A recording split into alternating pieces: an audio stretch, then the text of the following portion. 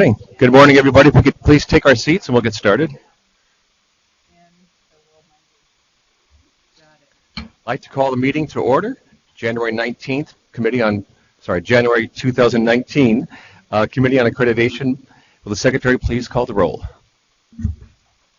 Jose Luis Alvarado, Cynthia Amos, Jomeline Valatayo, Suzanne Borges, Kathy Kresha, Katrine Chakowski. She's on her way. Okay. Deborah Erickson, Cheryl Forbes,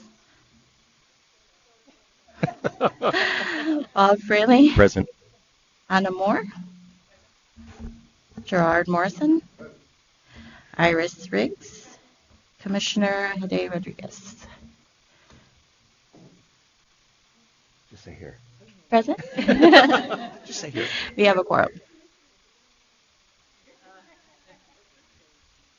Great. We do have a quorum. Welcome, everybody, and Happy New Year. Good to see you all, and looking forward to another year of exciting meetings here. Just as a reminder of the broadcast, there's some recent changes. This meeting is not being streamed live. However, the staff has posted the link on the website so that any individual who would like the link or like to link into the meeting while the meeting is underway can do so. So it's very possible we may have some individuals watching or listening via technology in real time. So we'll still need to use the microphones. Remember to press the button when you're speaking, and when you're not speaking, just turn the button off. And the green light will come on when the mic is hot. And if you don't do that, those listening on Zoom won't be able to hear the comments, and then they will not be recorded. All right, we have a new member. Cynthia Amos is here, one of our new committee members, and she was not able to join us at the last meeting. So welcome, Cynthia. Anything you'd like to share with us about yourself?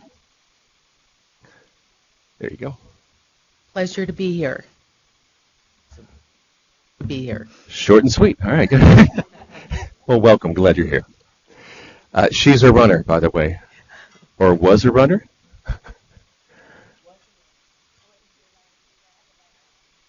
Okay. Was a runner, presently not a runner, got hurt running. So couch potatoes, yeah, take solace in that. So welcome. All right, moving on to item number 2. Item 2 is the approval of the agenda. Do I have a motion to approve the agenda for the January meeting? So moved by Member Borges. Is there a second? By Member Valatayo. All those in favor say aye. All those opposed? Motion carries. Item 3. Item 3 is the approval of the minutes of the prior meeting. It would be appropriate for any committee member who was not in attendance at that meeting to abstain. Do I have a motion to approve the minutes of the November 2018 meeting? So moved by Committee Member Erickson. Is there a second? Second by Committee Member Alvarado. Or any corrections and changes? Seeing none, all in favor, please say aye. And all those opposed? Thank you. Motion carries. Item 4, co-chair and members report. Any member have anything they'd like to share with the committee? Right. Committee Member Borges. Well, in 2018, I made a New Year's resolution that I can't do anything about this, what's going on in this country, but I can control myself. So every Sunday I go to a class at LA Fitness, and it's 2 miles from my house, so I walk there, but I take a trash bag. And I have now picked up 53 bags of trash on my way to the gym. Wow. Now, and I go to my school and I talk to my students about it, and I go, what about if I could get 10 people to do this? How many bags of trash would that be? I'm a math teacher. There you go. Anyway, that's all. That's great. Very nice. That's very worthy. Anyone else? Committee Member Erickson. We have just hosted 2 days at Point Loma Nazarene University of APA training, and had about with Gay there. 30 people there, 40 people there. And currently, as we speak, TPA assessor training is occurring for the next 2 days. So, and we're very happy to help out and host. That's great. Wonderful. Co-Chair Moore? Sure. I just wanted to do a public thank you to Cheryl Forbes, who presented to the commission the report, our yearly report, and she was on her own. Usually it would have been a tandem effort, but I hurt my back, and she stepped up and did a great job, and we should just give her a big round of applause, and thank you for doing that. Yeah, thank you. I was unable to attend, so thank you for filling in for both of us. Double duty. Thank you to both of you for your help and support. And Anna, I missed you, but you really helped a lot in getting prepared, so as well as the staff. So it was an interesting experience, and I'm glad that we were able to be represented. Excellent. Thank you. Committee Member Balatayo, anything you'd like to share with us? We have grown since we last met. The baby is currently 5 pounds already. Wow. And he is not due until March 27. Whoa. Wow. So keep the desserts and carbs away from me, please. Thank you. Are you willing to share his name? His name's Grayson. Yeah, we've decided. Oh, very nice. Yay. Bouncy baby boy. Literally. That's exciting. Congratulations. That's wonderful news. That's great. Any other committee member? All right, seeing none, we'll move on to item 5. Item 5 is staff reports. Staff does have a few items to present. Yes. Ms. Hickey. We always have a few items, so happy New Year's to everybody. I can't believe it's almost the end of January. So anyways, I wanted to welcome Cynthia Amos as a new COA member. We're looking forward to working with you. So thank you for being here today, and I'm sorry you couldn't be with us last time, but we totally understand. The injured foot made it a little hard. I wanted to let you know that we do have the COA applications up right now on the website. We always have 3 members that term out at the end of June, and so this is our period of time to have applications. So we unfortunately lose Deborah Erickson at the end of this year. I know, because she's not eligible for another term. That's right, you do. That's wonderful. We'll put you back in that mold, and then I think Suzanne and Jo Malene are both up too, but you do have another possible term if you so desire. So get in your applications if you're interested. And let's see, those are due February 28th. A couple of just staff updates. We have a new staff member, Cheyenne Jones. Cheyenne, are you in the audience? Do you want to wave? There's Cheyenne. Cheyenne comes to us from EDD, and she will be working on the accreditation system, particularly the annual data system. So, this is her 3rd day here, so don't ask her too many questions. 4? Oh, it is Thursday. Yes, 4 days. Yes, sorry about that. Yay! So she's heavy duty in training at the moment. So welcome, Cheyenne. And then I wanted to announce that Hart, where are you, Hart? Hart Boyd is being promoted to consultant. So we're extremely happy. Hart has done an amazing job with program review and with everything, pretty much everything that he does is amazing. And so he will be leading site visits and being part of that as well. And Aaron Sullivan will be taking over Catherine's current job. So congratulations to Aaron. Yeah. So she took a week in Maui so she can rest up and be ready for the the work. Just got back. Aaron, anything you want to say? Just that I'm really grateful. I'm so looking forward to being part of the leadership team in PSD. It's been a pleasure to work under their tutelage. It's now, I'm sure we'll still be working under their tutelage to a certain degree, but it's going to be really a pleasure to be working with Cheryl. And Phyllis and I have done a lot of work on ECE, so I've had a pleasure working with her. And of course, Terry's always a wonderful leader. So I'm really, really honored. Yeah. I'm glad I took the week in Maui. I'm hoping that won't be the last vacation I take again until I retire, but looking forward to it. Catherine's been an absolutely fantastic mentor, as you would suspect, and working closely with her in the last couple of years on the program review and the common standards review and everything else has been wonderful. she's left me with a lot of great guidance, and I'm very sorry to see her go. And then, of course, on that note, unless you've been under a rock, we all know that Catherine is retiring as of tomorrow. So we all wish her well and are extremely happy for her. She's celebrating by going on a safari in May. It was May, right? And so we're thrilled for her and hope that she'll be back to help do BIR training and other things for the commission as either a retired annuitant or some other fashion. So, I just wished you well, and we're going to miss, this system really needed to get up and running, and there's no way it could have gotten up and running without Catherine. So organized in her thinking and kind of saw the big picture and the details at the same time. So it was just incredible, and there's no way that we could have done what we did in the time period that we had. So thank you, Catherine, and of course for your friendship. Thank you. I've been so focused on what's going to happen after my retirement that this week it's really been hitting me about that, like kind of at retirement school, they don't tell you that, you're going to leave your colleagues behind. You're just all focused on. So I only live 3.5 miles from the commission, so my colleagues won't be rid of me. I'm happy. I hope they're okay with that. I'm looking forward to seeing them. When Cynthia was introduced, I looked around and I'm like, oh yes, that's so great she's here. Another site visit person who can't. And I looked around the room, and then when Deb, the first thing I leaned over to Erin and said, get her on the list for a site visit.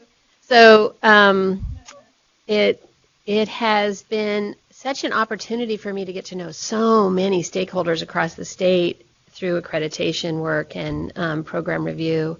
And that has been a real pleasure. It's a lot of work getting ready for a COA meeting. There's some internal tension that we put on ourselves. We want to get agenda items right, and we want to have robust discussions. We don't want you to waste a trip here for not enough or too much or any of those other things, and Cheryl's really at the helm of all that. But in addition to all of that, this is the meeting that I look forward to throughout the year. We attend other meetings, some big ones, but I really feel like it's so collegial here, and that we have strangers who come, they're not strangers, but they're stakeholders who don't know you well, and it's impossible to tell who the K-12 people are and who the IHE people are, because you're not staking out territory or trying to defend just one perspective. And for me, that has been so wonderful. And then just you guys are fun. And so the funness of coming to these meetings has been great, and I will really, really miss COA meetings a lot. So those public comments where there's no one in the audience, maybe someday I'll just come in just to say hello, just to be on the record of hello. So thank you for just being open to staff and me in particular, and everything else that you all do. It's really appreciated.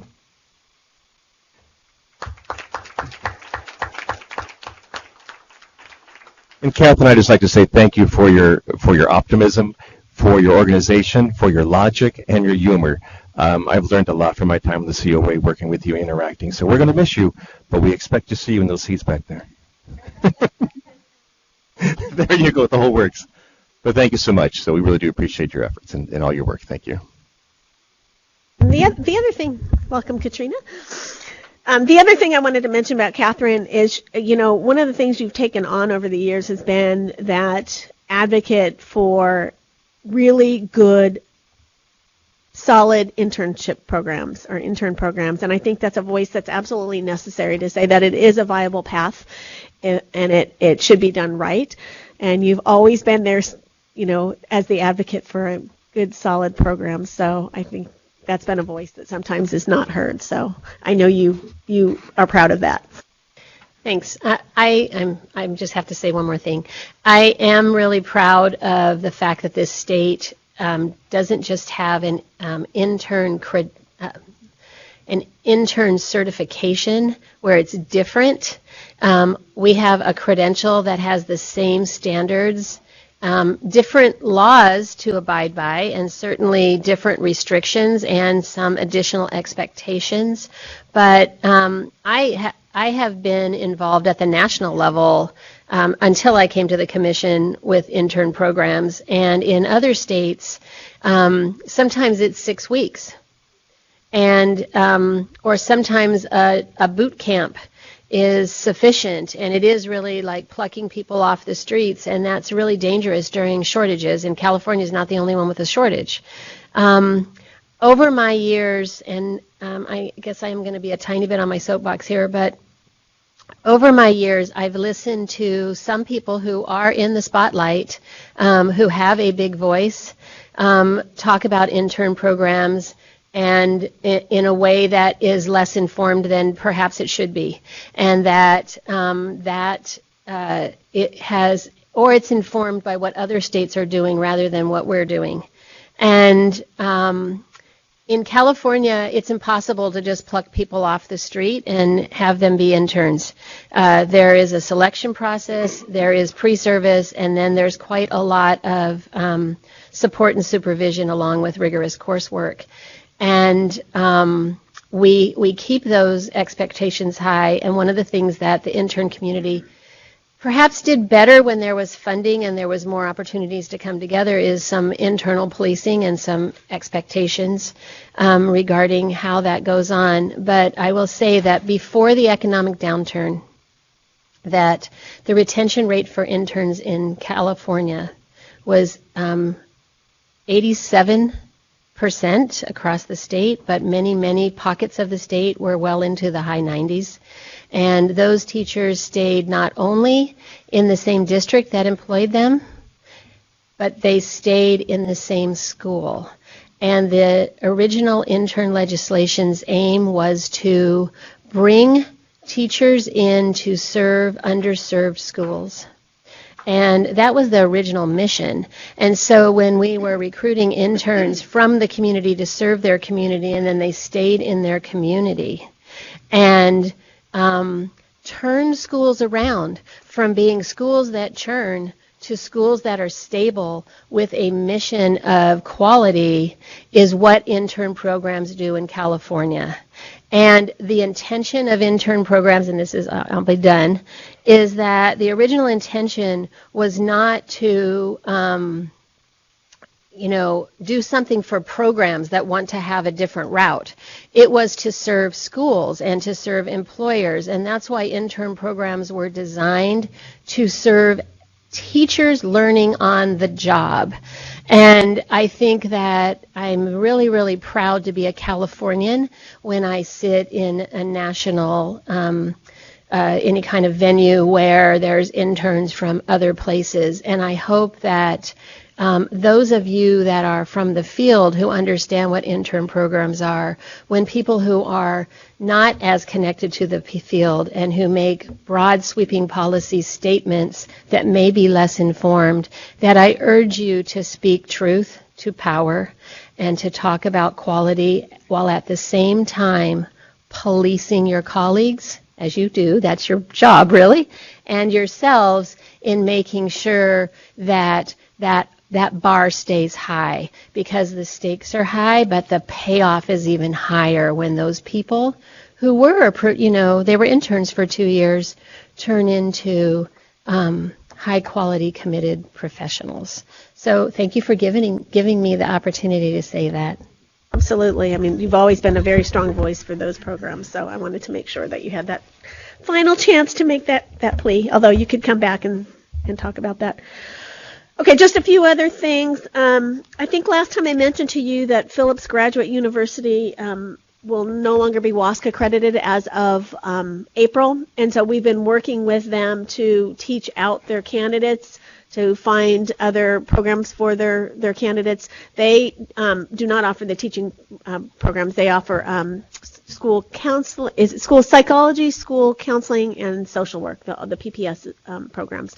So they have been working really closely with us on that. And We recently got one set of lock lists of their candidates that are remaining, and we're working on making sure that all gets taken care of before they are officially unaccredited or no longer accredited by WASC.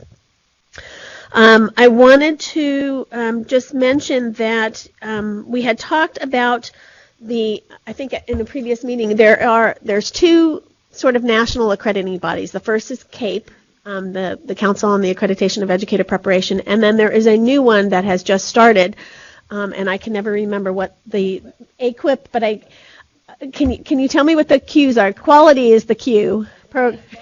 There's definitely quality in there.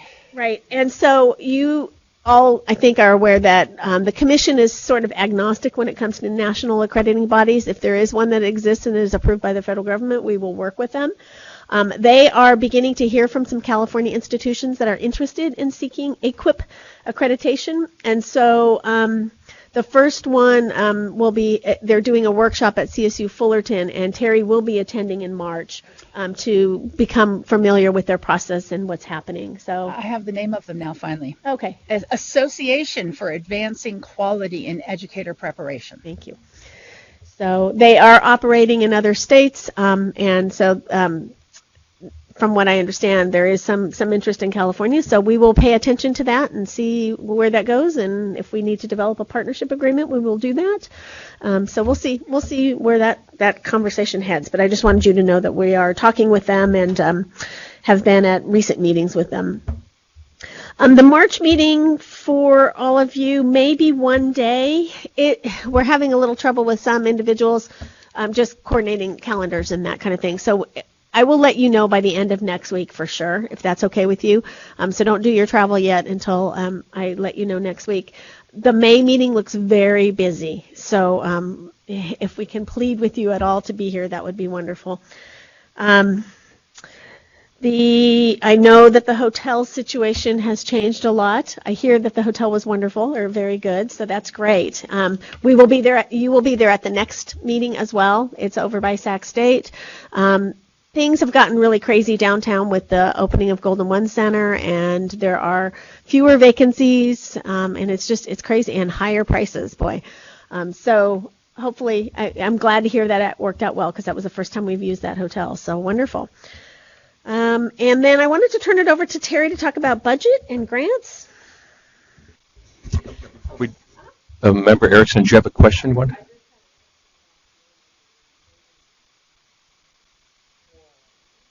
Okay, sure. That would be wonderful. Okay, so do I have the date on that? 2-3, May 2nd and 3rd. Can I just see a raise of hand of people who think you should be able to meet? 1, 2, 3, 4, 5, 6, 7, 8. Okay, that's 8. Okay, because your graduation's on the 3rd. Okay, it looks like we have a quorum. Okay, great. Perfect. Thank you. Thank you for doing that, Deborah. I appreciate that. May will be 2 days, yeah. Yeah, it's very full. Okay, so updates on budgets, grants, things like that. We have been doing a lot of work in the grant world. We did get out the local solutions LEAs that got those grants, and most of them have got their budgets in and gotten everything cleaned up. Back in the fall, you knew we had the capacity grants for residency programs, and due just this month on January 15 was the full residency proposals, and we're still in the review process of that. We had quite a number of those, and we're reading them as quickly as we can fit it all in. There is some additional interest from the philanthropic world. There is a residency event being held at the end of April here in Sacramento, and any of the LEAs that applied for residency funds that gave us permission to share their contact information were notified in the last week or so about this event. It is being supported by the philanthropic funds. So we're hoping there's going to be a good group of people there. We're going to be there from staff. And so the residency, we're hoping to have a really good group of new residents this next school year. Remember that there's the $50 million for special ed candidates and $25 million for STEM and or bilingual candidates. So we don't know that we'll have the SPED money all actually be used this first year, but I think the STEM money, it's likely that there may be enough requests for that. And in the budget this year, so far, there's no planned additional grants that we have to deal with. Who knows what will happen as we go through the budget season. The budget for our agency is pretty much the same as in past years, minus any grant funding. There is one additional staff member being proposed for the agency because there is some money in the proposed budget to develop a special ed version of the TPA. And that is still a little bit up in the air of, is it something really that's different than the Cal TPA, or is it modifications and just a tweaking of the Cal TPA as it's just been redeveloped, the 2 instructional cycles, that kind of thing. So we'll figure that out as we go through the budget season, and if the budget is signed in June, as it should be, we would then be pulling together experts for the design team.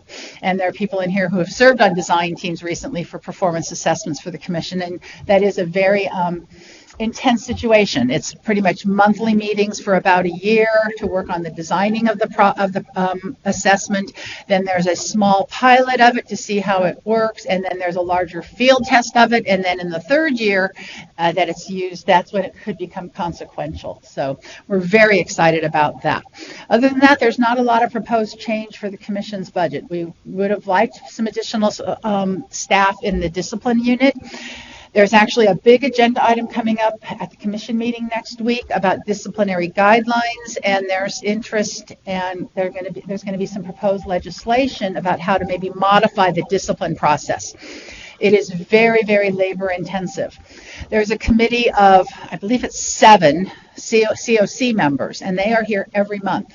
12 months a year.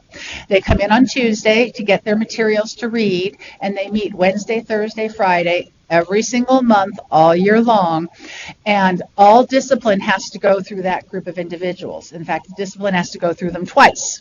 Goes there once for an informal review. Do we have enough to say we're going to do a formal review, and then goes back through on a formal review.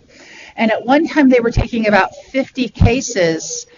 They're now taking over 100 every month, and the group, it's just really hard to keep up and get all the reading done. So that system is very complex. The other area we really were looking for staff, I would like it to be my division, but we weren't asking for it at this time, is the certification division. They actually do overtime 2 Saturdays a month, pretty much at least 6 months of the year.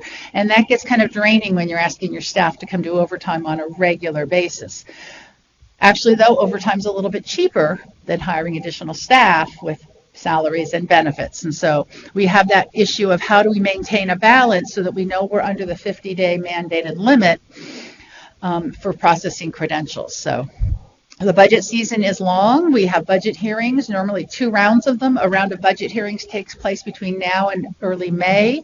Then the May revise comes out, and this is going to be an important May revise because this is going to be one that Governor Newsom's staff is definitely going to have fully developed. The budget that was released in January is really the last of Governor Brown's world, and now as we get into the May revise, this could be a year we see more modifications in the May revise, and then there's another set of budget hearings as we get to finalization in June. So stay tuned, and we'll let you know as we know more. And we have a 9:30 with a really strict timeline for the team lead who is actually at a conference, and I think she's at an airport. So that's why I wanted to get us to Stanislav. We can do that. Perfect. Great. Okay. Thank you, Ms. Hickey and Ms. Clark. We're going to move on to item 9. And as we do that, just want to call your attention. We do have this lovely colored paper to kind of keep us in line what we're looking through. It almost matches IDA. It's the very vibrant. You planned well. Item 9 is the report of the accreditation team visit to California State University Stanislaus. Consultant Dr. Katie Corey will introduce the item. Joining her at the table is the institutional representative, Dr. Audvin Meyer. Did I pronounce it correctly? Wonderful. Oh, thank you. Who is the Dean of the College of Education, Kinesiology, and Social Work, And by video, Dr. Ann Weisenberg, Professor and Teacher Education Coordinator for Multiple Subject Credential Program. And then the team lead, Dr. Karen Voblum Nishioka. All right, can you all hear us? Yes. Okay, great. Anyone need to recuse himself?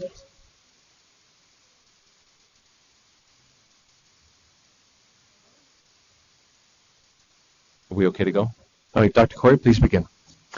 It was my pleasure to serve, and I wanted to acknowledge Hart Boyd, who was also one of the consultants, our state consultants, and he just, as you heard, was increased to a full consultant, and he is so deserving. I can't tell you how much work he did and how well he handled the situations that he encountered, and just wanted to thank him especially.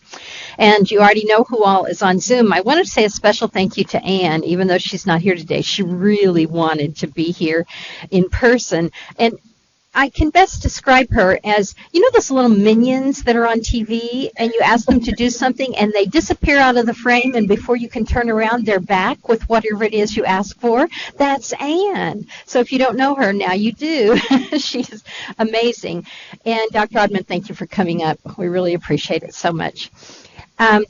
The responsibilities there were, it was a wonderful campus. We were able to see everything we needed to see and tend to the details of the visit, and any additional information when we got there we had, and it took place October 21st through the 24th and 2018 at the Turlock campus, Stanislaus campus, and Dr. Karen Melblum did an excellent job of leading us, and I usually don't say that this was her first time, but this was her first time, but she was so excellent. You would have thought she'd done this and been raised on it. You know, she's just really, really well done. And at this time, I would like to extend the opportunity for Dr. Melblum to present the overview of the visit. Thank you so much, and I really wish I was with you. I'm in Indianapolis, and we're experiencing a warming trend. It's 5 degrees today, up from minus 12 yesterday. So spending a lot of time inside. And also congratulations on your retirement to Catherine. I'm going to miss your support and working with you. I really want to start. It's a pleasure to be part of this team and to work with the Stanislaus faculty and Anne and Odman especially. Also want to thank the CTC consultants. As Katie said, it was my first time and I was somewhat apprehensive. The consultants Katie and Hart made it so easy for me to just kind of slip right into this role, and I really, really appreciated all of that support. They also just have a really good way of sort of massaging the team and making sure that everybody understands their roles and fostering collaboration. We developed an understanding of the institution and the programs, and a lot of that is due to the leadership that we had from our team consultants. So thank you for making it meaningful and enjoyable, Katie and Hart. It really was my honor to lead this team. The members provided thoughtful reflections of their findings from the review of documents and materials, as well as the interviews that we conducted, and they were extensive. Also, a special thanks to the institution for making us feel so welcome, providing all the needed information from pre-visit to site visits. And a special thanks again goes out to Odman as the dean and Anne as the lead. You really set the tone, and it just permeated through everything. We felt so welcome and so appreciated, and it was a pleasure. And your campus is gorgeous. Our requests for, as I said, our requests for information, if we needed something additional, were quickly addressed. Questions yielded thoughtful and really evidence-based responses. And there was just a feeling of warm hospitality and professionalism that was apparent through all of the interactions that we had with any members of the campus.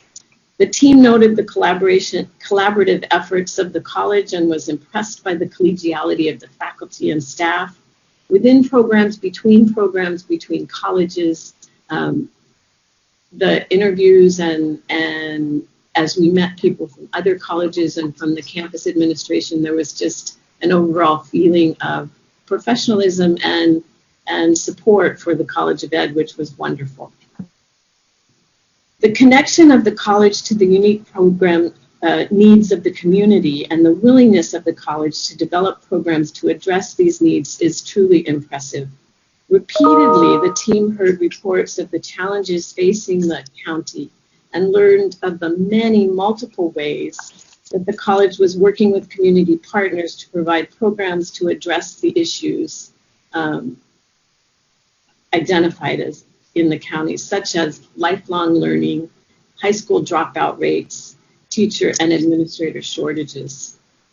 The mission of the college is grounded in a desire to embrace and respect diversity, to develop ethical, collaborative leaders, and to encourage lifelong learning. An infectious college-wide attitude of compassionate support for candidates' success and community improvement is evident in the activities of the faculty, staff, and leadership. The spirit is evident in the words of the dean, who noted that as a public university, the responsibility to be a source for positive growth and change in the community is ours.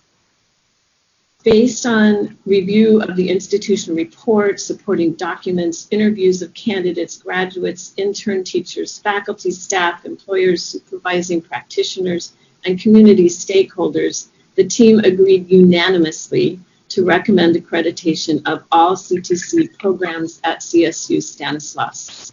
The recommendation of accreditation is based on a thorough review of all institutional and programmatic documents, materials provided to the team prior and during the visit, as well as interviews conducted on site. All program standards are fully met, all common standards are fully met, and the decision of the team in recommendation of accreditation was unanimous. And I really thank you again for this opportunity to be part of this peer review process, because I really believe that we all learn from our involvement. So thank you. Any questions for me? Yes, thank you very much, Dr. Melba Nishioka. We'll have questions for you in just a minute, but this is an opportunity now for the institution to say a few words about the visit. This is not the time to dispute the team findings, but rather to provide any thoughts that you may have about the visit itself. Yeah, no, I'm not going to dispute the findings. I just want to, first of all, I want to thank Katie Croy and Hart Boyd, who came with us from the start. This was somewhat of a challenge for us because of the change in the format of the visit and how we present ourselves. They worked with us from the very beginning, was exceptionally helpful. We could call them anytime, responded really fast, because there was a lot of new things for us, especially the online or electronic, should we call it exhibit or format. I'm sure most institutions are still thinking about the matrix. That is an interesting challenge for many, but with the help and clarity and how we should option for how we can do this, it was very, very helpful. I'm also grateful to the team that came. We take our responsibility as an educator preparation institution exceptionally serious. We know how important it is that we have student-ready teachers, that we have qualified administrators in our area. I think throughout the college, it is a goal for us to constantly do things better. What was so fun with this visit was that I felt we had a conversation at the professional level about what is a good educator preparation, how do we prepare better counselors, how do we do better with administrators. We know that we have way many things to improve on, but it's so fun when we can have a conversation about how can we do things better. What do you do at your place? How can we learn from you? So for us, it was a very positive and very friendly, good collaborative effort from our side. We see, of course, the CTC requirement is a baseline. It's a starting point. we know that in order to, at least in our region, to do better, we need to also constantly look at what we are doing and see if we can improve. I have the greatest faculty. I have wonderful staff, and you see here, and many, many others. That makes all the difference. But thank you to all of you. Thank you, Dr. Meyer. That he said it was fun. I don't think I've ever heard that. So Got to make it fun. All right, committee members, opportunity for any discussion, any comments or questions that you may have. Co-Chair Moore. Well, first, congratulations and well done, team. I looked at the number of interviews and it was quite impressive. Must have been a very rigorous visit, and yet you had fun. So good. It's like the marathon race, right? So congratulations on that. Reading the report was really, it was excellent reading. The programs are so thorough, and I love the fact that you have your faculty, both the part-time and full-time, are integrated into all parts, and they're serving in the field too. I think it's super wonderful. I have all these comments and little exclamation marks like, wow, this is really wonderful. I'm just scrolling through because the feedback, let's see, the fact that you give feedback 7 times per semester, I think is just wonderful, that we know that ongoing feedback really supports our candidates as they're moving forward for improvement and growth in their teaching skills. The assessment of candidate progress is ongoing, and I love the reading exit oral. I thought that was a wonderful way to finish out one of the programs. The only question, I had 2 questions actually. You have the total of 600 hours of on-site experience, 3 4-unit field experience courses, and I wondered how long that takes to get those 600 hours in. I guess I can answer that. So, and I'm assuming you're talking about the initial programs of multiple subject and single subject. So within their coursework, there is supervised field work, and then their student teaching is the bulk of it, about 450 hours. So it takes the entire year program to get through the 600 hours. Terrific, thank you. The other question I had was about the PASC program and your integration of the Cal APA. How's that looking?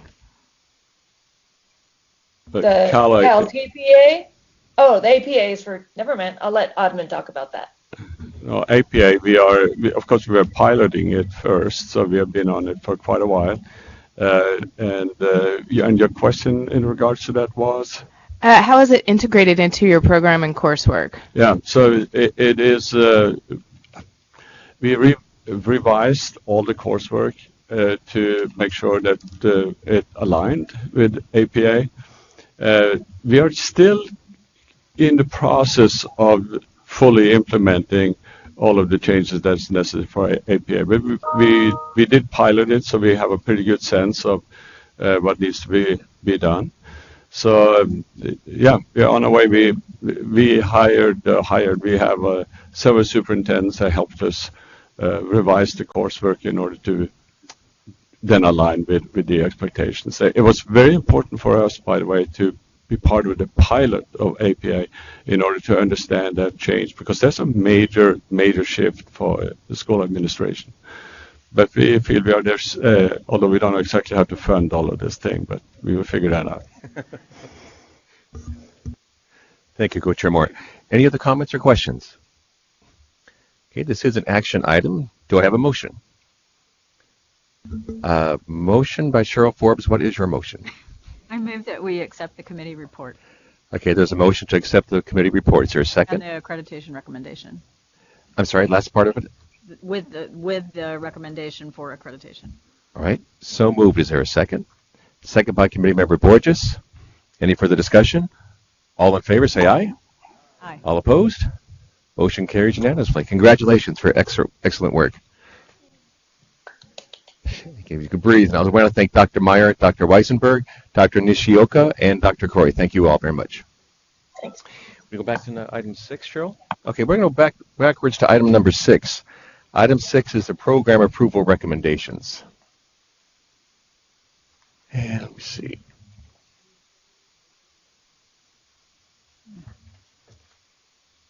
So there should be the insert on your table that you got this morning because we were, as usual, adding them up to the point in time where we could yesterday. Just so nice. Right.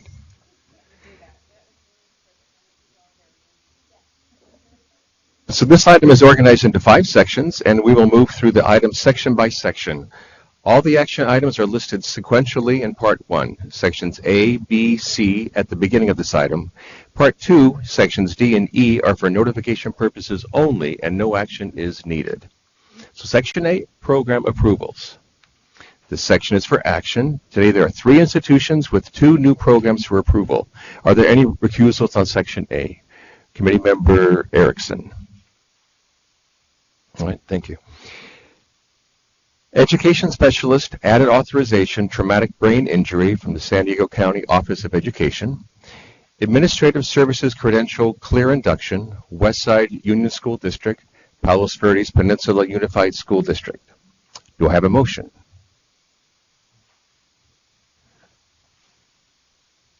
Committee Member Borges.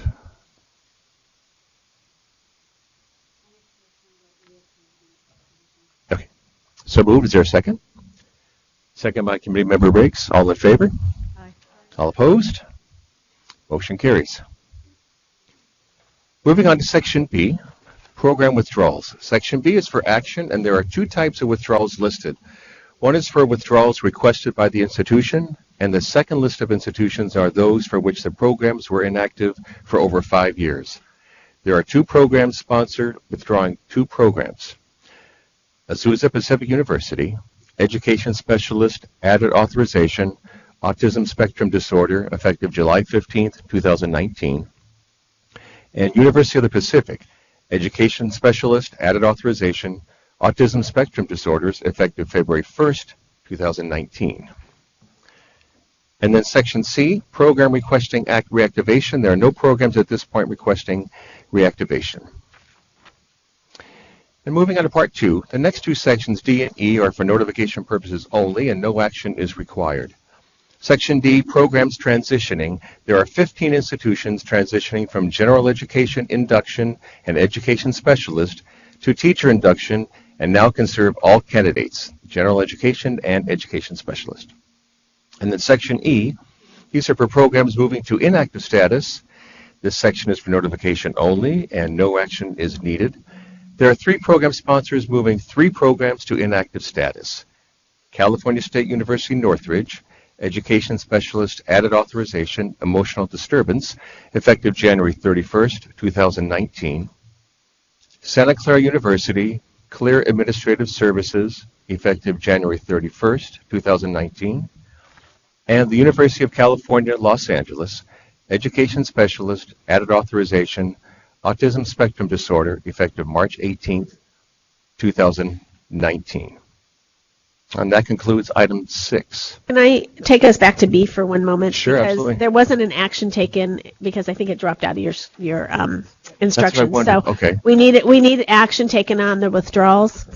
So if you can Sure. get a motion in a second. Yeah, so back to Section B, Program Withdrawals. Is there a motion? So moved by Committee Member... Oh, sorry, we have a recusal. Committee Member Erickson, recusal. So there's a motion by Committee Member Alvarado. Was there a second? A second by Committee Member Balatayo. All in favor? Aye. All opposed? Motion carries. Very much, and I apologize for that. No worries. Thank you, Ms. Hickey. Okay, are we okay to move item 7? Okay, let's move on to item 7. Item 7 is initial program approval for new program sponsors, and there are no initial program approvals for new program sponsors to report at this time. That was quick and easy. All right, and moving on to item 8. Item 8 is discussion of late documents. Analyst Michelle Bernardo will present the item. Anyone need to recuse themselves? Ms. Bernardo, will you begin, please? Good morning. This item provides information on institutions who have not complied with the timelines established in the accreditation cycle, specifically annual accreditation fees and program review. As you can see from the table provided, there are 2 institutions who have not yet submitted payment of annual accreditation fees, California School for the Deaf, Fremont. They have been notified of the late fees, and they have not. They have been notified that suspension of recommendations to candidates until the fees have been received. And then Chula Vista Elementary School District, also, they have paid their fees, but the initial fees, but they haven't paid the $500 late fee. So an invoice has been sent to them again for the late fee of $500. For program review, their University of Pacific, they have one program they have not submitted, but they let us know that they are withdrawing that program. So we're currently just waiting for them to complete their withdrawal or send in their completed withdrawal form for that program.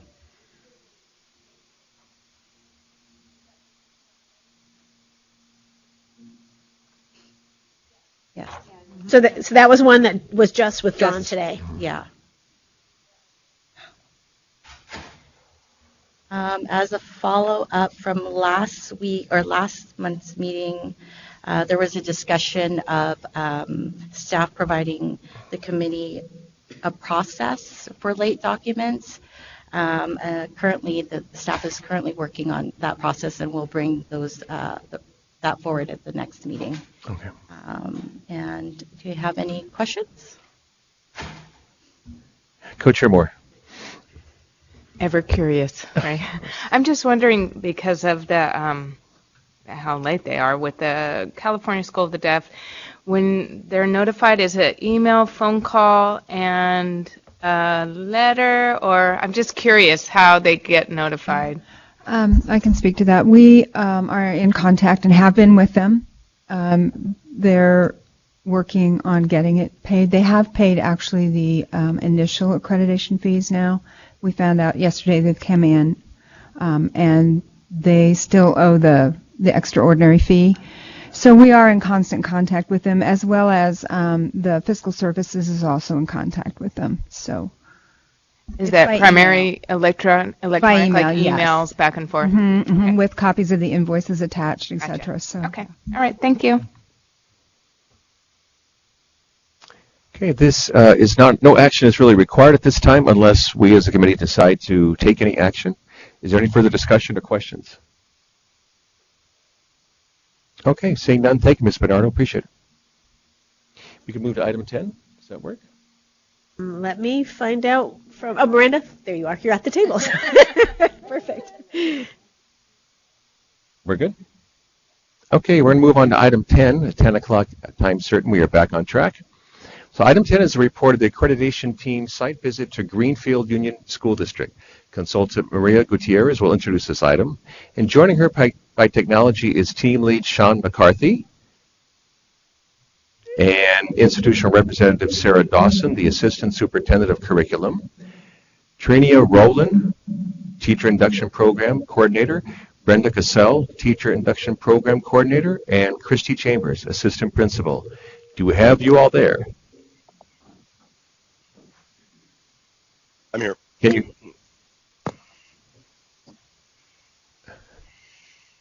Can you hear me? Yes, we can hear you. Okay, great. I'm just looking for Greenfield. I know they're on the meeting, but I'm not seeing them. Go get that. Sounds like we can hear them though. We're coming. We're coming. Okay. Sorry. Okay, no worries. There we go. 1, 2, 3, 4. I think we got them all. So just a minute, who is who? Sarah Dawson? You just got waved with. Okay, great. Thank you. Is it Trinia Rowland? Did I pronounce that correct? Rowland? It's right, Trina. It looks like Trina. All right, thank you. And Brenda Cassell? Thank you. And then Chrissy Chambers. Great. Thank you all for joining us. Does anyone need to recuse themselves? All right, seeing none, Ms. Gutierrez, you please begin. All right. Well, this is the site visit report to Greenfield Union School District, which is in Bakersfield. The site visit took place back in October 22nd to the 24th. And before I turn it over to our team lead, I just wanted to say thank you to both the Greenfield Union team and the site visit team members for their hard work, commitment to the process, and dedication. We had a really smooth site visit. If only they could all be like that. But it was a great experience for me, and I just really want to thank everyone for their dedication and commitment. So I'll turn it over to Sean now. Hi, thank you. I'm honored to be here with you today. Sorry about the headset. My mic and speakers aren't working on the computer. You kind of look like a DJ or something. That works great. Yeah, exactly. Exactly. So anyway, I'll just very quickly go through our report after a thorough review of evidence, both prior to and during the visit, and then affirmed by our interviews from a wide range of stakeholders. Our team found that all of the induction program standards and all of the common standards were consistently met, and based on that, we came up with a unanimous recommendation of accreditation.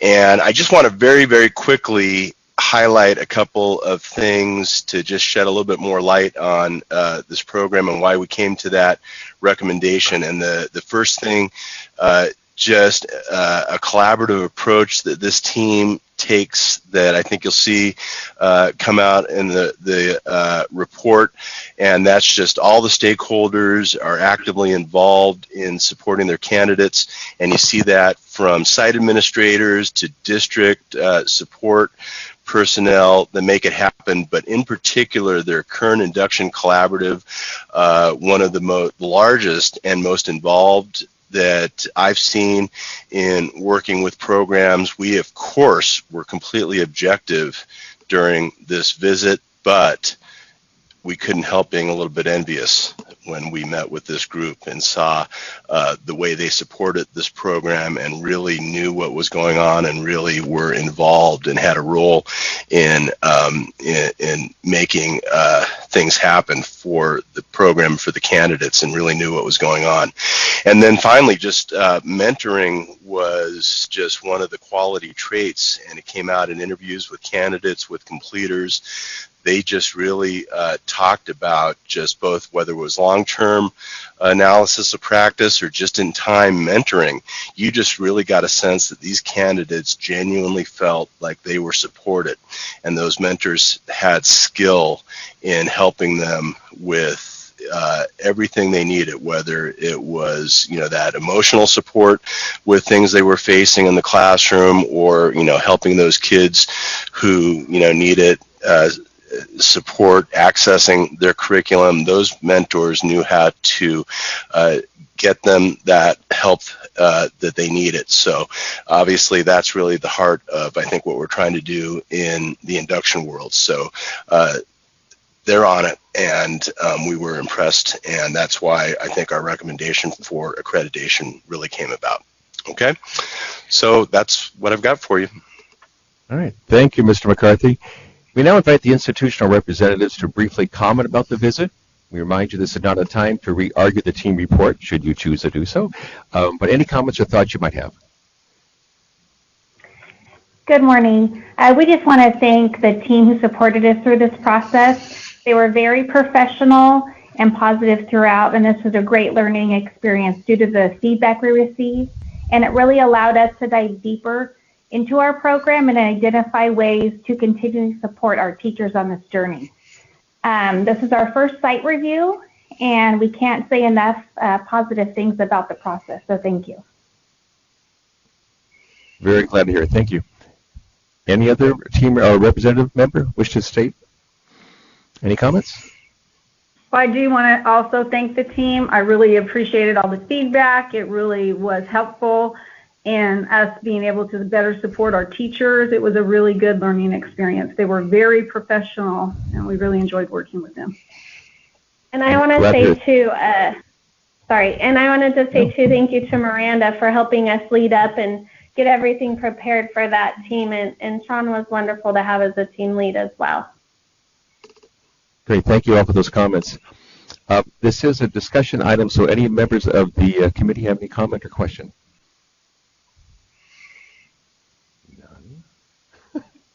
Co-Chair Moore. For your first visit, I just want to say congratulations on getting the accreditation on your first visit. That's wonderful. Looks like the collaboration you have with the Kern County Collaborative is really a great form of support, and the fact that you've included IHEs in that collaborative is wonderful. We're always looking for LEAs and IHEs to collaborate on the teacher and administrator induction programs to create that continuous program of support. So well done and congratulations. And yes, I've worked with Miranda too, and she knows just the right thing to say to make it seem okay.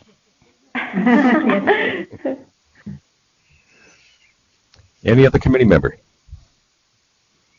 If there's no other committee member, I did want to just highlight something that I think the team did in their report that was what I think is what we want to encourage all of our teams to do. On page 8, I know that the commissioners are really interested in making sure that the teams use the program completer survey information, and the team put a nice little paragraph in there about how they use that information. And so I actually stole that paragraph, Sean, and I'm using it for an agenda item for the commission for next week as an example of a way that the teams could make sure that they communicate how they use that information and what it told them. Oh, okay, great. All right. Any other comments or questions? This is an action item. Do I have a motion to accept the team report? So moved by Committee Member Forbes. Is there a second? Second by Committee Member Riggs. Any further discussion? All right. All those in favor say aye. Aye. All those opposed? Motion carries unanimously. Congratulations. Thank you, Mr. McCarthy, Ms. Dawson, Ms. Rowland, Ms. Cassell, Ms. Chambers, and Ms. Gutierrez. Thank you all for your efforts. We appreciate it. And congratulations. Thank you.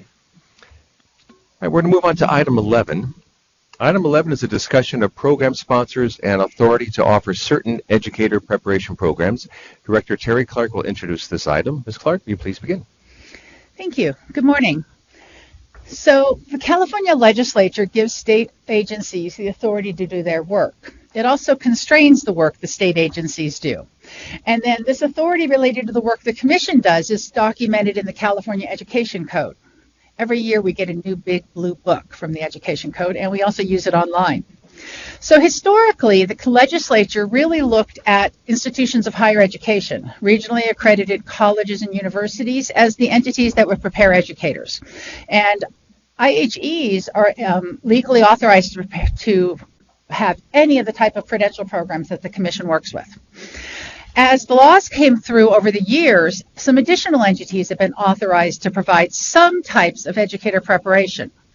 So in the table you see on the bottom of page 1, we actually on the first column list all the different types of educator preparation programs that can be offered in California that lead to a certification. And we then in the next 3 columns, we list the types of entities that are eligible to sponsor those preparations. So you'll see in the first column to the right of the list of programs is IHEs, regionally accredited colleges and universities. At one time, they had to be accredited by WASC. That was broadened to any of the 6 regional accreditors. The next column over is the LEAs, which are county offices of education, school districts, and charter schools. And they have been added in and authorized to do certain types of educator preparation over the years. And then the very right-hand column are the community-based organizations or the non-governmental organizations. This was a bill that was signed and went into effect in 2010 as part of an extraordinary session, and we had to do a lot of work really quickly because there was this real need for STEM teachers.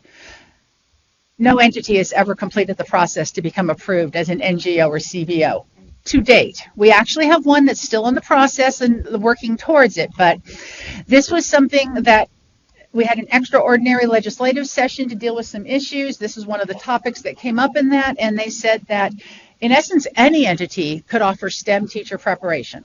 Now, the commission had to put some requirements around that, and they have set up a process that is very parallel to the requirements in regional accreditation that an NGO or CBO has to go through before it's able to go through the steps of initial institutional approval, which is now a 5-step process for the commission.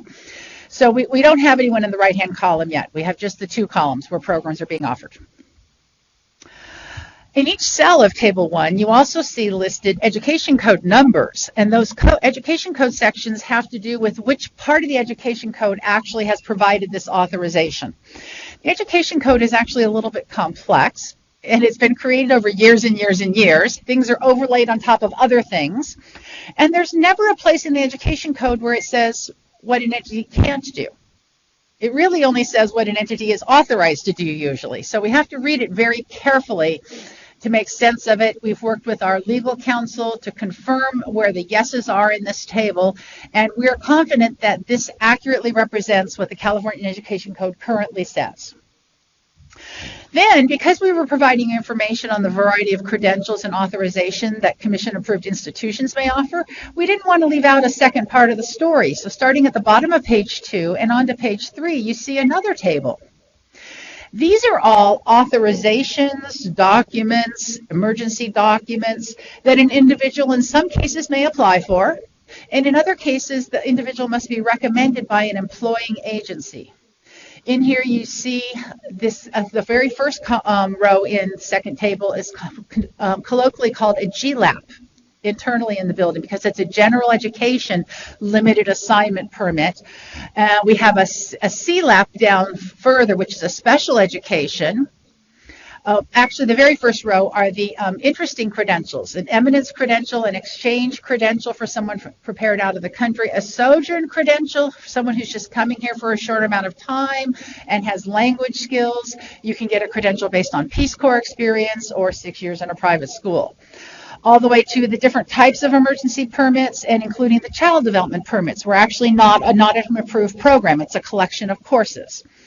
And in this table, you'll see there's an awful lot of links also. Each of those links takes you, in essence, to a leaflet.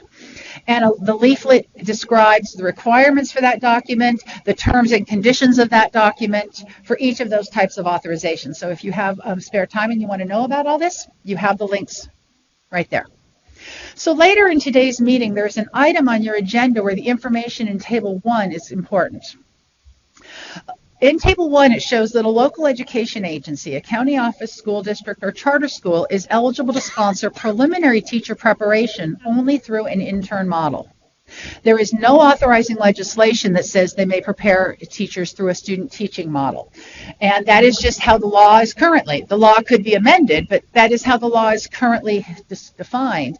And the reason this happened is because there was a bill way back in 1967 that developed intern programs, the Internship Act of 1967. And because of that bill that was put in and some later bills about district interns, school districts are allowed to offer that type of preparation. As an aside, school districts are not allowed to offer intern preparation for administrators, which doesn't make any sense to me because the reason school districts are offering intern preparation for teachers is there are employees of the district and they're helping make sure they're really prepared. We've actually had some situations where a person is in an LEA's admin program. They have an opening in the district. The person wants to fill that opening for an administrator, but they have to leave their program and go to an IHE to get, so it's, you don't want to see how this is made sometimes because it can be quite complex. But the reality of today's world is an LEA may only sponsor an intern program. In addition, there's 2 more sections of Ed Code I want to point out now that are related to this topic of intern programs and are pertinent to your item that's coming up later. In Ed Code 44325A, it actually specifies that an individual who is serving on an intern credential must be an employee of an LEA. They use the term, the individual, an employee of the LEA. So I wanted to make that clear.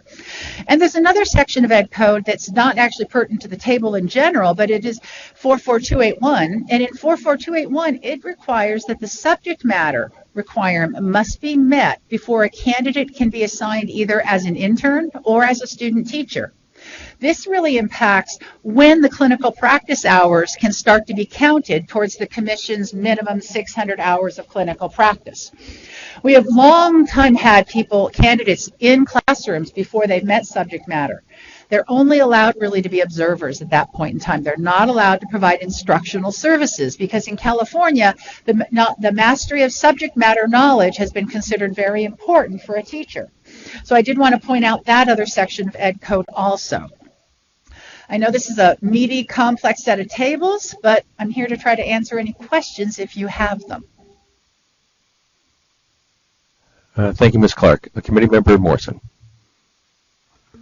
Thank you for that explanation, because that informs what would be my comments on an upcoming item, which when I was reading I had some serious concerns about, and I appreciate that this was put in there as well, so I thank you. Committee Member Forbes. So to be clear, the clinical practice 600 hours can't start until an intern has completed subject matter. My light is on. Maybe I'm not close enough. I just want to clarify again what I heard. So that the clinical practice, the 600 hours for clinical practice can't begin for an intern until they've met subject matter. That is accurate. The individual can't get an intern credential either until they've met subject matter. Right, but I guess I'm still a little bit confused about the clinical practice part of the 600 hours that may occur as field experience prior to admission and beginning a professional preparation program.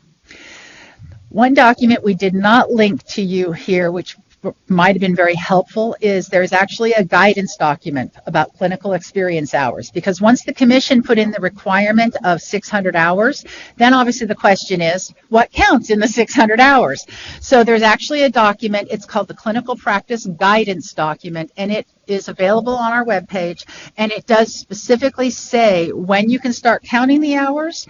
And the components that are really important here is that the candidate is working with an experienced educator and getting feedback on their practice. So it used to be that there many intern programs just counted all the hours the person was in the classroom. Well, the adult on the intern document in the classroom by themselves with students is not getting any feedback. So we've really clarified that all the intern teaching hours are not part of supervised clinical practice.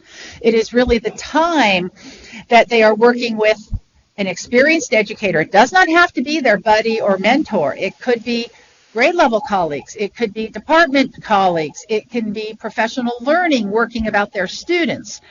So the 600 hours are defined in this document about when can you start to count them. Supervised clinical practice. The 600 hours is of supervised clinical practice. Well, and just to follow up with that, I think there had been an earlier item on the commission agenda about the data, the annual data collection, and some confusion about the way that hours are being counted. Am I remembering that correctly? As an intern program sponsor, I have a personal stake.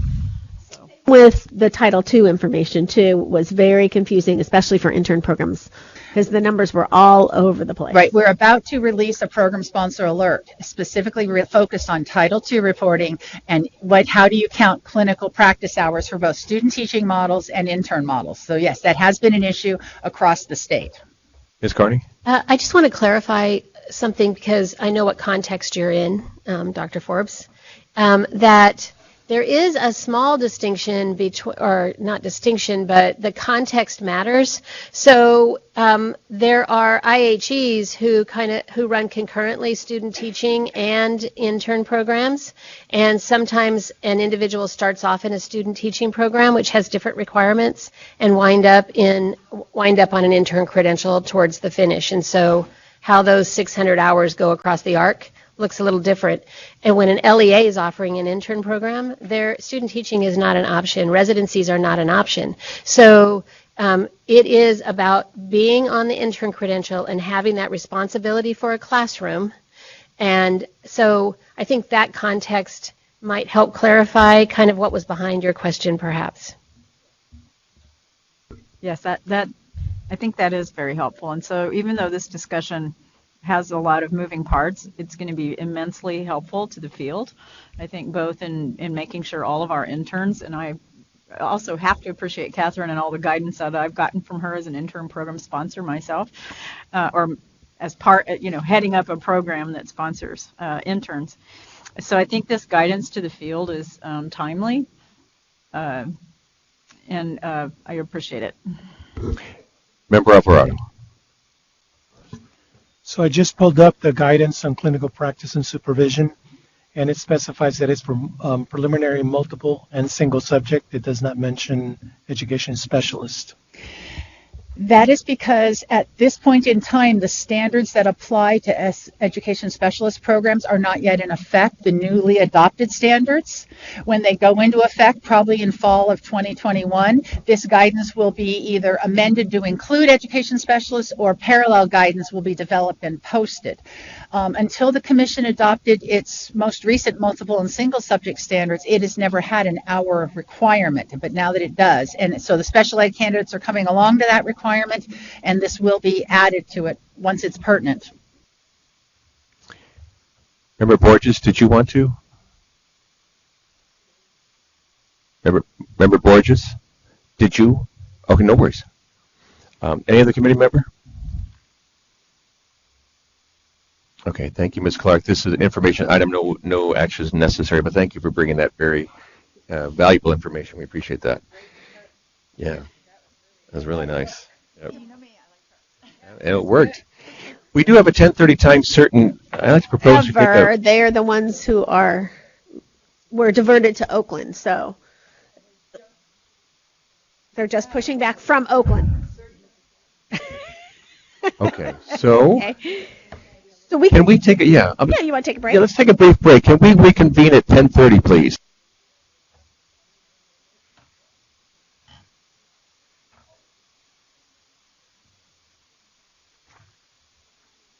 Thank you. We're going to reconvene our meeting, and we're going to move on to item number 14. I'm sorry, 13. Item 13. 13 is a discussion of the quarterly report from Montebello Unified School District. Consultant Gay Roby will present this item, and joining her at the table are institutional representatives Dr. Anthony J. Martinez, Superintendent of Schools, Francisco Aregui, am I close? You're really close, Aregui. Aregui, I think. Administrator on Special Assignment, Angelica Paz, Program Specialist, and Patricia Salcido Maez, Teacher on Special Assignment. Ms. Roby, will you please begin? Thank you very much. The second quarterly report follows the first quarterly report as well as the notifications report that you requested out. And so they have continued on where they have started. The notification of the probationary status has been continuing to go out to any new hires. They've had 3 late new hires, so they were also notified that they are currently on probationary status. So they are adhering to that request of the COA. And then they have 6 stipulations resulting from their site visit in March of last year, and they continue to work on all 6 of them. They have many balls in the air as they work on all of these. But you see in the report, it is an action information, and we're saying our recommendation is their actions has made this an informational item, and they are really doing all they can at this point to reach all 6 stipulations. So moving into that, stipulation 1 on the preconditions, they are monitoring at a program level. They have designed all of the tracking documents that weren't in place last year and are looking at things like hours, matching of mentors to candidates, things like that. And then we noted in the report there was the report actually shows, the monitoring tracking document shows that there are some that were falling behind in their hours, and we asked, what are you doing in order to remedy that? You nip it in the bud when it's at the 3rd or the 4th instead of the 9th or 10th month, and hopefully they'll be able to respond to that. Stipulation 2 is about becoming part of the district and working with district leadership. They now have a bigger team. They've hired on more teachers on special assignment.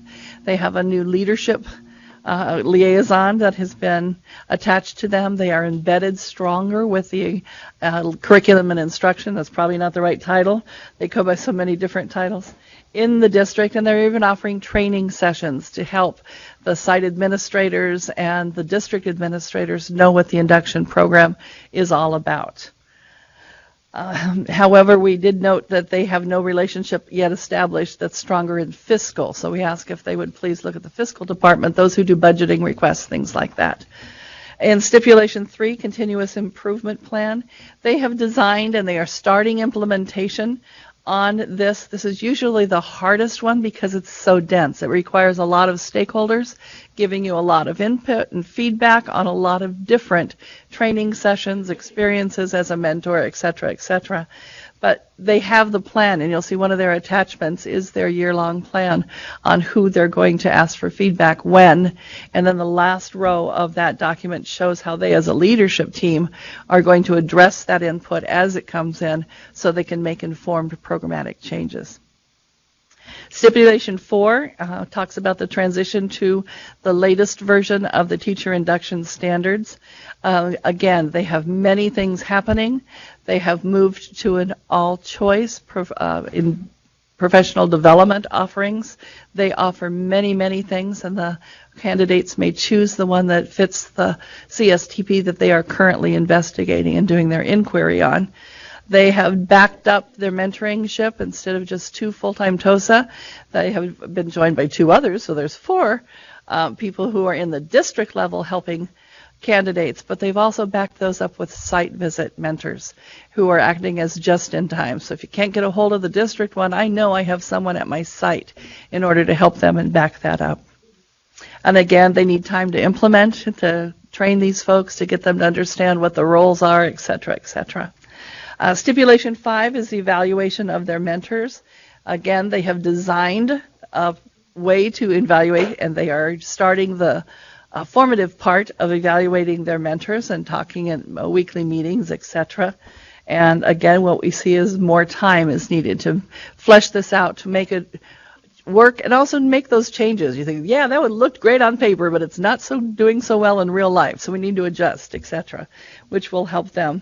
And then finally, a focused visit. We're getting ready for our visit to occur on May the 29th through the 31st, where the team lead and myself will go back to Montebello and talk to all the folks. We are both receiving these reports. The team lead and I talk and get back to them on what our take is on their current status. So she's very informed of this process as we go along, and she will join me with a site visit in May.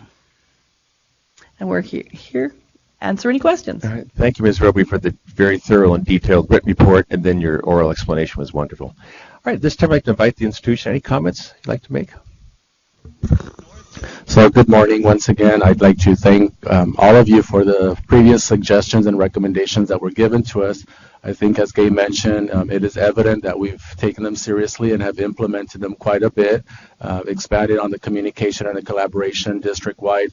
Most recently, we also took advantage of the opportunity to invite our colleagues here to present at the Local Control and Accountability Plan Advisory Committee, where it is representative of various stakeholders, in addition to the principals. And part of it is that we did include an action service for our induction program, where we have budgeted fiscal resources so that our candidates not only have access to the human resources, but also the fiscal.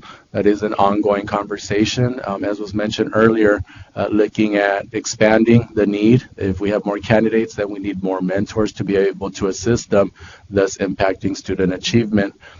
In addition to that, we are also mindful of the technological resources that are needed to support our new candidates and also our veteran candidates. The district at this time is moving forward with an initiative for devices for every teacher, and so that would give them access with an up-to-date and current device so that they can have access to this technology. So I just wanted to thank you and give you an update when it comes to our fiscal resources. We are blessed to have the students that we have. Thus, they do generate a substantial amount of additional supplemental and concentration monies. We are prioritizing our new teachers and our other teachers as well, and investing and making that a priority as reflected in the LCAP. And so I'm going to now turn it over to my colleagues who will share a little bit more about the specifics about what's being done in Montebello Unified. Thank you. Thank you, Dr. Martinez, and thank you to the committee for receiving us today. And just to piggyback a little bit on what Dr. Martinez spoke about the human resource element, our program is growing. So at the same time, we need more resources, more mentors. And having the conversation with Patty and Angie regarding, are the mentors doing what they need to do? Are they being successful? Are they helping our candidates, become successful? And the ongoing dialogue, between us and the induction program is something that's very critical, because we want our candidates to succeed. And if our mentors are the ones who need some of the mentoring themselves, and then we need to provide that for them. We don't want a revolving door of mentors 1 year and then the second year. We want that consistency piece. So that's where a lot of the collaboration comes into play with human resources. We also have a lot of dialogue when we're still hiring. We're still hiring for our positions. So we literally, if there's a couple candidates coming down the pike, they're getting ready to be hired. So we want to make sure that none of our candidates, fall through the cracks. We have our time stipulations, and we want to make sure with standing meetings that we do have that we cross-reference. Okay, here are the ones that need to be in induction. Here are the ones who need induction but possibly want to go to the local university. Just make sure no one falls through the cracks. So there's a lot of ongoing things that we are doing. I mean, as you read the summary, there are a lot of things that have been done from the last visit to right now. So we're really proud of the work that's being done in Montebello Unified when it comes to induction. Thank you. Thank you.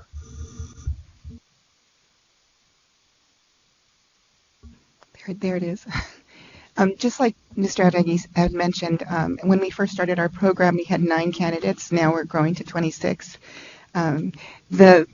A lot of these changes are taking place because this report was due November 30th. So we have now developed and are practicing all of these, utilizing all of these tools and the system. What we've noticed with the classroom-based mentors and the program mentor is that collaboration between them and really facilitating the support in terms of just in time and also the coordinated that we can provide as the mentor and the program, but also the classroom content specialists, we call them. So that has really strengthened. We are having ongoing mentoring trainings monthly, and they actually have seen some, it's really beautiful to see, just that dialogue between the three. We are trying to now also have that ongoing collaboration with other departments, especially because most of our candidates are special ed.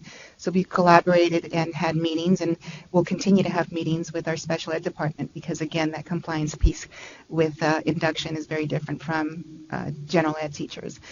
In addition to the hours, those have been compensated. So we are, as we change the system that we're using, it's been program monitoring has been a big piece. And taking the information that we were given, your feedback was really great in terms of looking at different stakeholders, understanding what their questions were, what their feedback was, and how we can use that. What are the next steps? So not only taking the feedback, but doing something with it. And again, just it's ongoing collaboration, so I do see it strengthening quite a bit. So we're excited. Great. Thank you. Okay, thank you. The main pieces that I want to express for the collaboration pieces, especially being in special education, we are collaborating with the special ed department. A majority of our teachers are in special ed from preschool all the way to adult transition. So we looked at that collaboration in terms of content, compliance, and support, so that what we are supporting our teachers with, even that just-in-time support, is in collaboration with the responsibilities of a special ed teacher for that department. We're also, in terms of the consulting mentors, I think the triads are amazing because I work with a teacher and the credential is a match for another teacher who's in Mod Severe, but I'm working primarily with program and compliance. And this individual is working with content and instruction. And our biggest concern was not overwhelming that candidate. There's too many people telling them too many things. We saw that with a few people. We had some great feedback. And then we saw how can we clearly define our roles to not be overwhelmed. Sure. So that helped our candidates a lot. And the last part that I think we're really proud about is our professional development, what we're looking for. And it is optional, but no one is telling us no. So that's fantastic. We're looking at core content because we wanted our teachers, especially special ed, to teach out of core. We're also looking at differentiation, which is for everyone. But the piece we also are looking at are strategies for all teachers and special ed, how to hold an IEP, how to handle parents, the things that no one teaches you in the university. We're providing that as well. How to work with aides when you're 25. So that's the thing that we're working on. And the 28 is 40 with a lot of experience. So those are the things that we see as really important. We heard our feedback, we collaborate as mentors, and then we develop our PD for them. So we're very proud about that. Great. Thank you all for your comments. We appreciate the opportunity to hear from you. Committee members, opportunity for any discussion. Committee member Riggs. I just want to say it was thrilling to hear you all speak, and you have an energy, a passion, and a confidence that it's just glowing from you all, and thank you for all of this hard work. The report is amazing.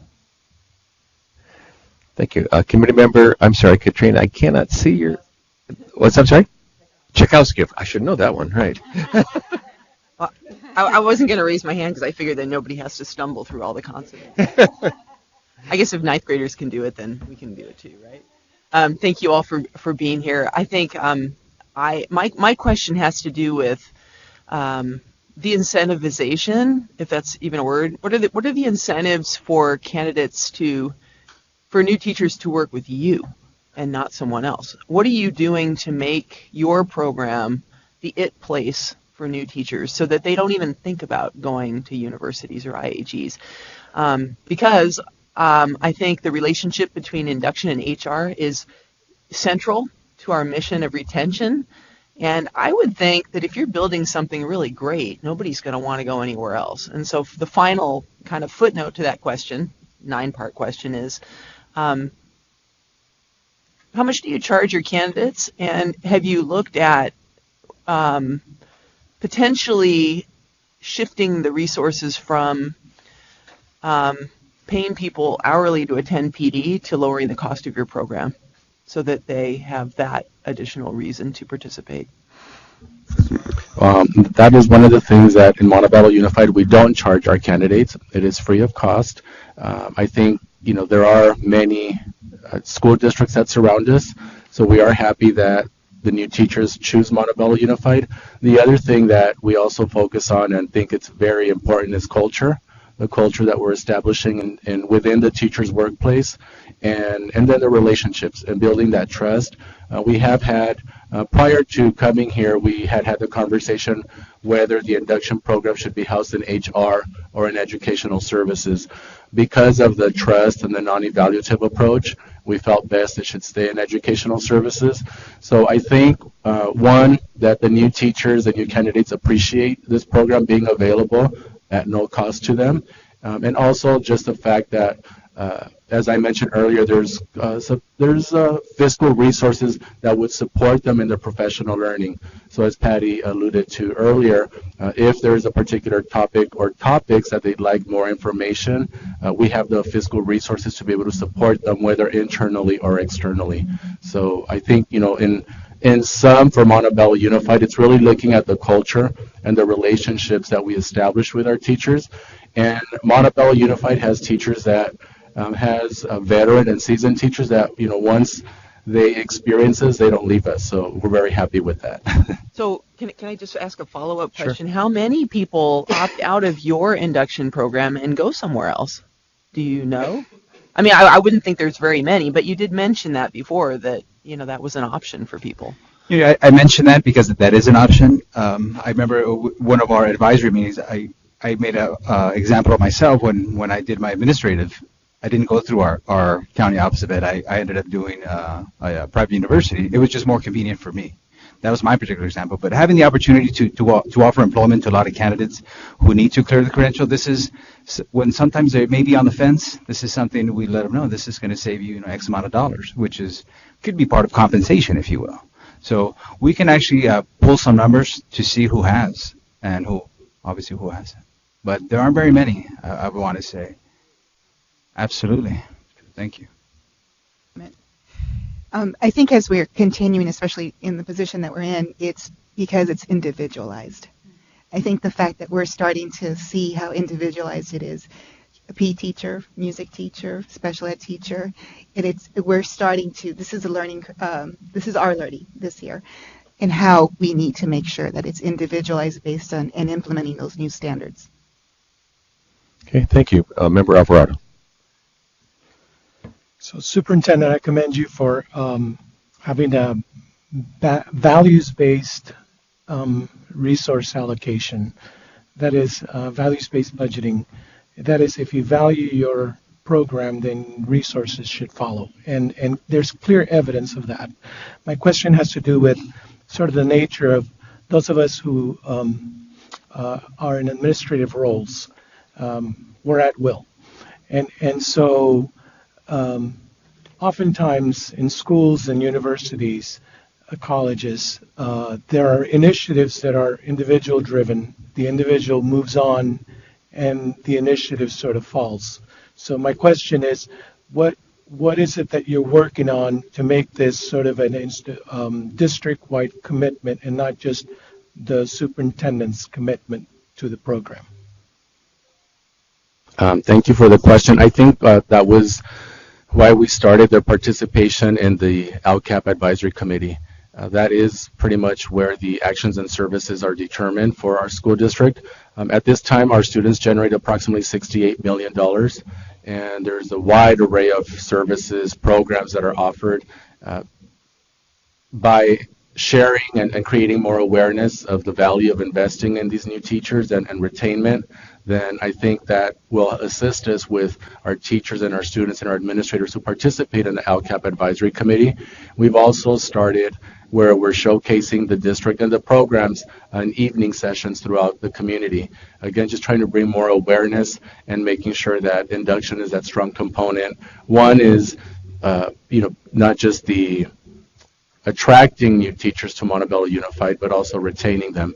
And I think with the individuals that they're interacting with and the support that they're receiving, most recently we were also just discussing in terms of that support, that it's not just a district office program, it's not just for the new teachers, and that's where the principals come in, and how can they support, and what learning are the new candidates receiving that maybe those new strategies or new approaches are beneficial for our seasoned teachers as well.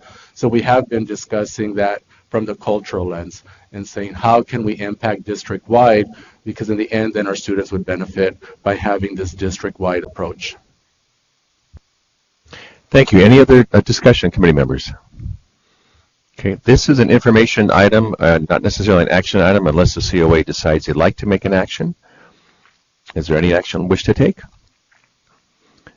If not, then thank you all for your excellent work. Thank you, Dr. Martinez. Mr.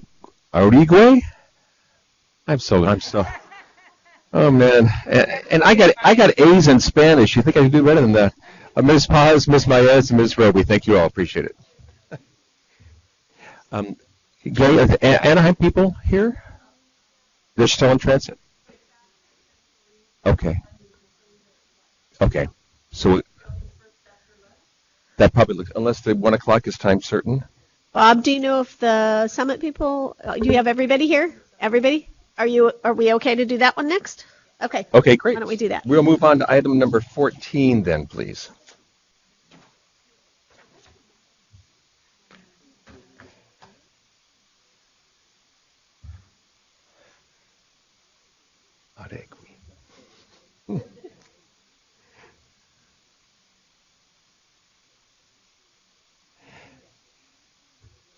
Item 14 is a report of the accreditation team site visit to Summit Public Schools.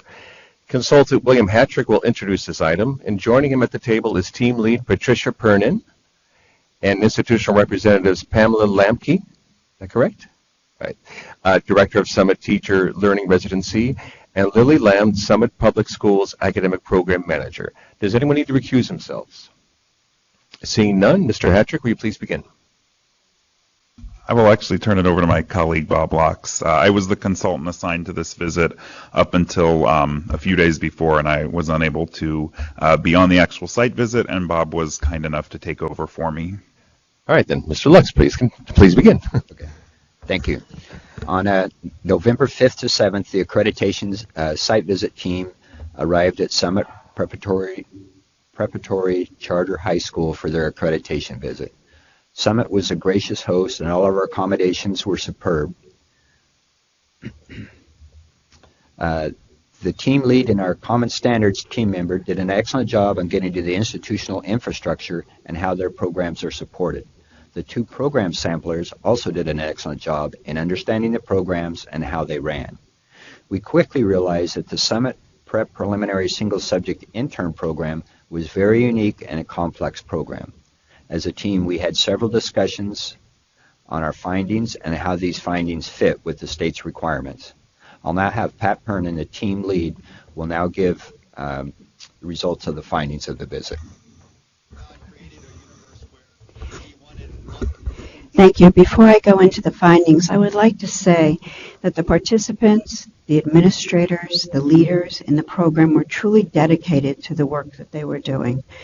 What was also apparent was the collaboration between the teachers, the participants in the program, administration, and the leaders of the program.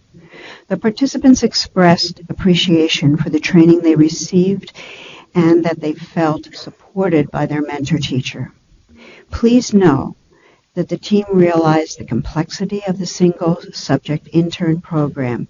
The team spent long hours discussing how these findings would address the state's requirements. I will now go into the findings.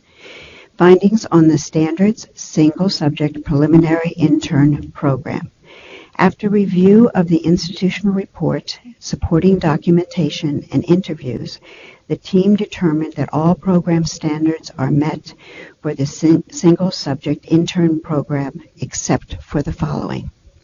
Standard 2, preparing candidates towards mastery of the TPEs, met with concerns. Although there was some evidence presented that the program's coursework and clinical practice provide opportunities for candidates to learn, develop, and apply each teaching performance expectation, the program syllabi and assignments are not clearly mapped to the TPE elements. Standard 3, clinical practice, not met. Although there is extensive observation during the required hours of pre-service prior to becoming interns, the review team did not see evidence that the program meets the requirement of the 600 hours of field experience as written. According to the Senior Director of Summit Learning Teacher Residency, 8 weeks of solo teaching for one period across 4 days is the minimum fieldwork requirement for interns in the program. This is a total of 32 hours. The candidates are in the classroom co-teaching for the remainder of each of these 4 days. The program did not provide convincing evidence that all of their cooperating teachers had a minimum of 3 years of content area, K through 12, teaching, and had cleared their credentials in the content area for which they providing supervision.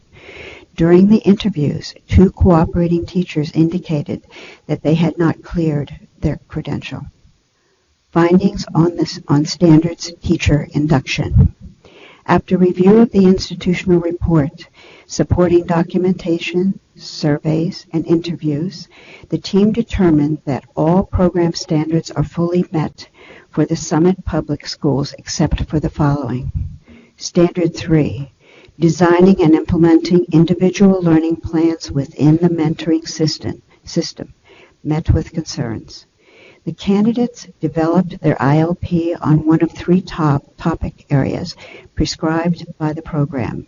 The standard requires that the ILPs are to be created individually by the candidate, program, and employer.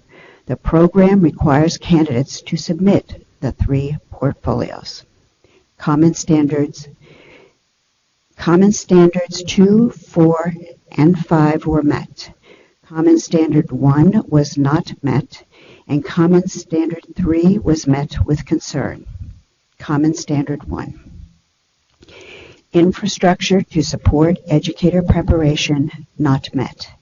The documents reviewed and interviews of key stakeholders indicate that the vision of the Summit Public Schools, specifically with its reference to its teacher residency program, is inconsistent with its implementation of a single subject intern program.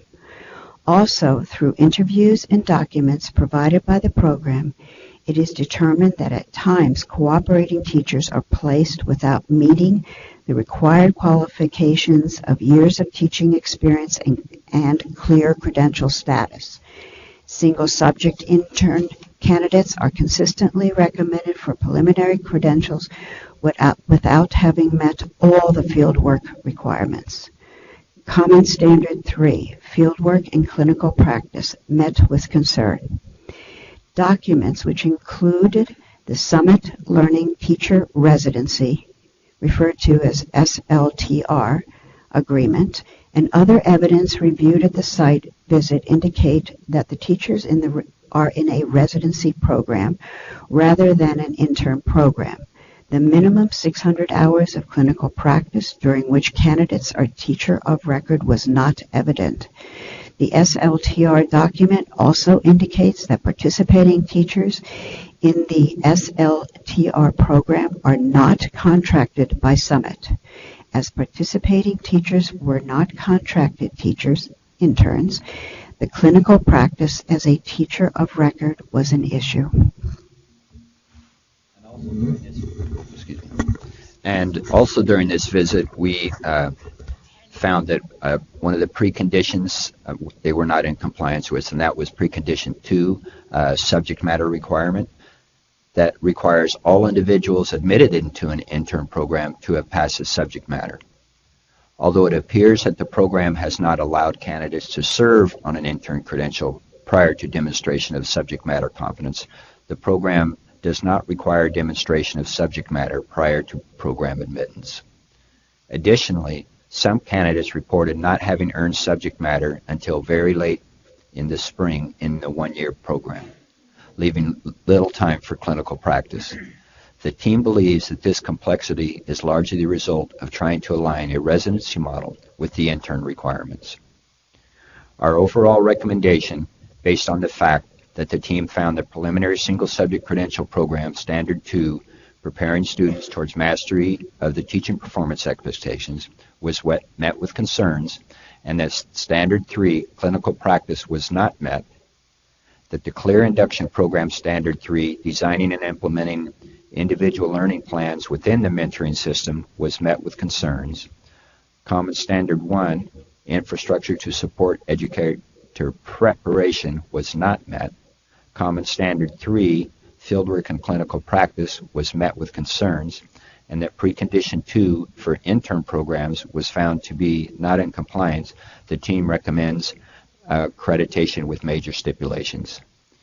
And now I think Cheryl had some further discussion. Right. So I know it's unusual for me to speak during the team reports, but I think some additional context might be helpful for your conversation on this one.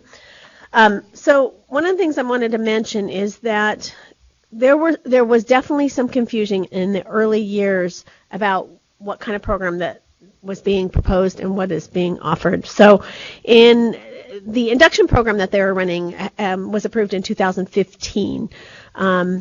In 17, they were approved to offer the single subject math, science, English, social science, and world language program.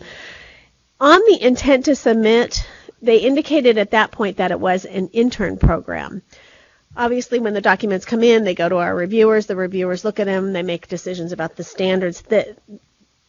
There was nothing that happened between then and when it went forward to the COA that kind of highlighted for us, wait, this is not an intern program.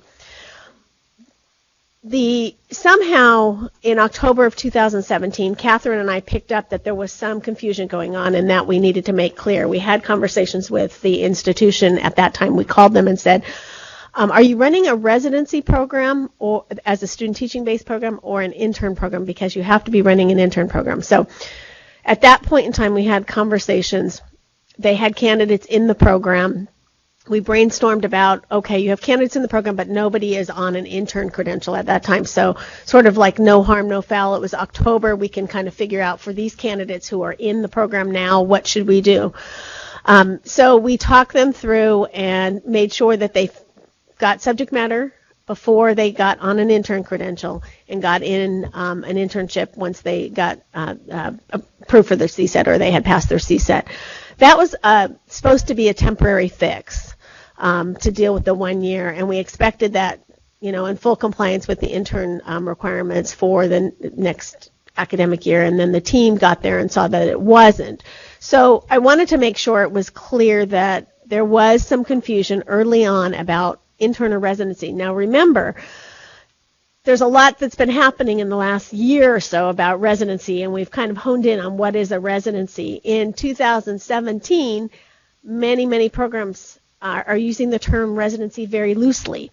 So it's sort of understandable where some confusion was about what's a residency, and you can call an intern a residency or not, that kind of thing. But in terms of the actual what is an intern, and that it has to be an intern, as Terry mentioned with the earlier chart that we looked at in the earlier item about how an LEA has to offer an intern program. That is by law. So I wanted to provide that information to you as context for your conversation. Mm-hmm. Yeah, Member Riggs. Were people ever employed as an intern? That you'll have to ask I'll let the institution I think answer that once you get into the Yeah, thank you. So this is now an opportunity for the members of the institution to go ahead and make any comments that you might have about the visit. Not a chance to dispute the findings, but rather any thoughts you might have about the visit itself. Sure. So first, thank you to everyone who supported us through this process. William, Bob, Patricia, the site visit team, lots of conversations with Cheryl and Terry. We really appreciate the support that you've provided. I wanted to first just clarify something about the timeline that Cheryl shared, and then I would love to share a little bit about what we've been doing since the visit. So we did submit an additional intent form clarifying that we were submitting for a preliminary credential program, and there were several communications back and forth in which we were asked to clarify, and we were clear that what we were applying for, and the actual approval letter that we received back from the CTC was an approval for a preliminary single subject credential program. So you can understand the confusion on our end also when all of this transpired. That said, I want to be really clear that we're committed to running a high-quality program for our candidates, and that is also in compliance with the high bar that you all hold for programs in California. And as evidence of that, we have jumped in and really tried to figure out what our next steps are, what improvements we need to make to our program to ensure we are in compliance. So I'll share a little bit about what those things have been so far. We are currently working in collaboration with our leadership team to really reframe and rename and clarify the vision for the intern credentialing program. We're working to update our policies and structures, particularly around admissions and the 600 hours of the clinical experience. We've been working with our legal, HR, and finance teams to ensure that our candidates in the future are set up as employees. We've been working to ensure the crosswalk with the TPEs and an internal tool that we use called Look-Fors is really clear and transparent to our candidates on all of their assignments and assessments. And then, I don't think you mentioned this, but one of the areas in the report was also increased content area support for our candidates. And so already this semester, we've been working to increase that for our current candidates and are looking to continue to increase that going forward. So those are specifically for the credentialing program. My colleague Lily will speak to the induction program. All right, thank you. Hi.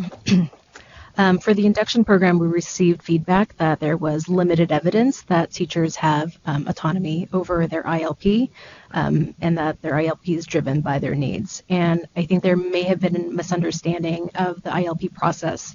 And so the site visit team suggested that we explain the process in more detail at this meeting.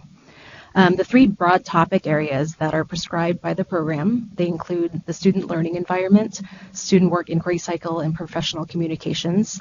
Actually taken together cover all of the CSTPs. So though they are three topic areas, they're incredibly broad.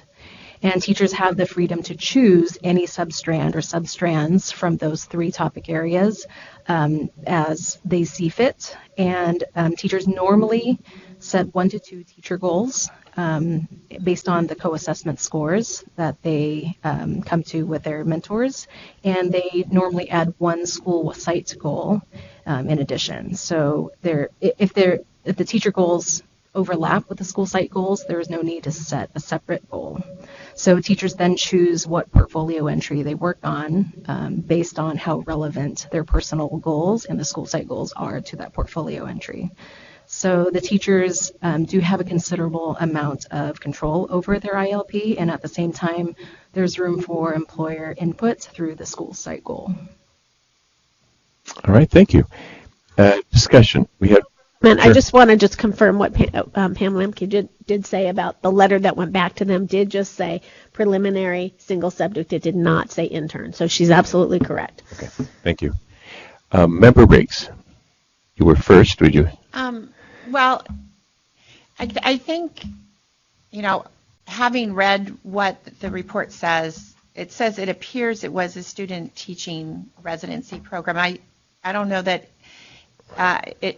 to me it looks like it was a student teacher. It doesn't just appear, it was. Is that, I guess I want clarification from the people who did the visit on, because I'm not seeing any employment, I'm not seeing any full responsibility for teaching as an intern. And so I'm really confused about why an intern credential was ever issued, if it was. And then I think it would be helpful to the group to hear how the review team came up with the recommendations that you did, how you came up really with the recommendations that you did, given what the report says. Okay, as far as the first question on that it appeared to be a residency program, well, that was, and Cheryl kind of mentioned it, that the term residency program has been bandied around a lot so that it was kind of vague, but we certainly did not see it as an intern program. Yeah, okay, is that clear enough? Okay. And then as far as the recommendations, are you interested in every standard that we had an issue with, or an further explanation, or? Whatever it takes to explain your actual final recommendation regarding accreditation.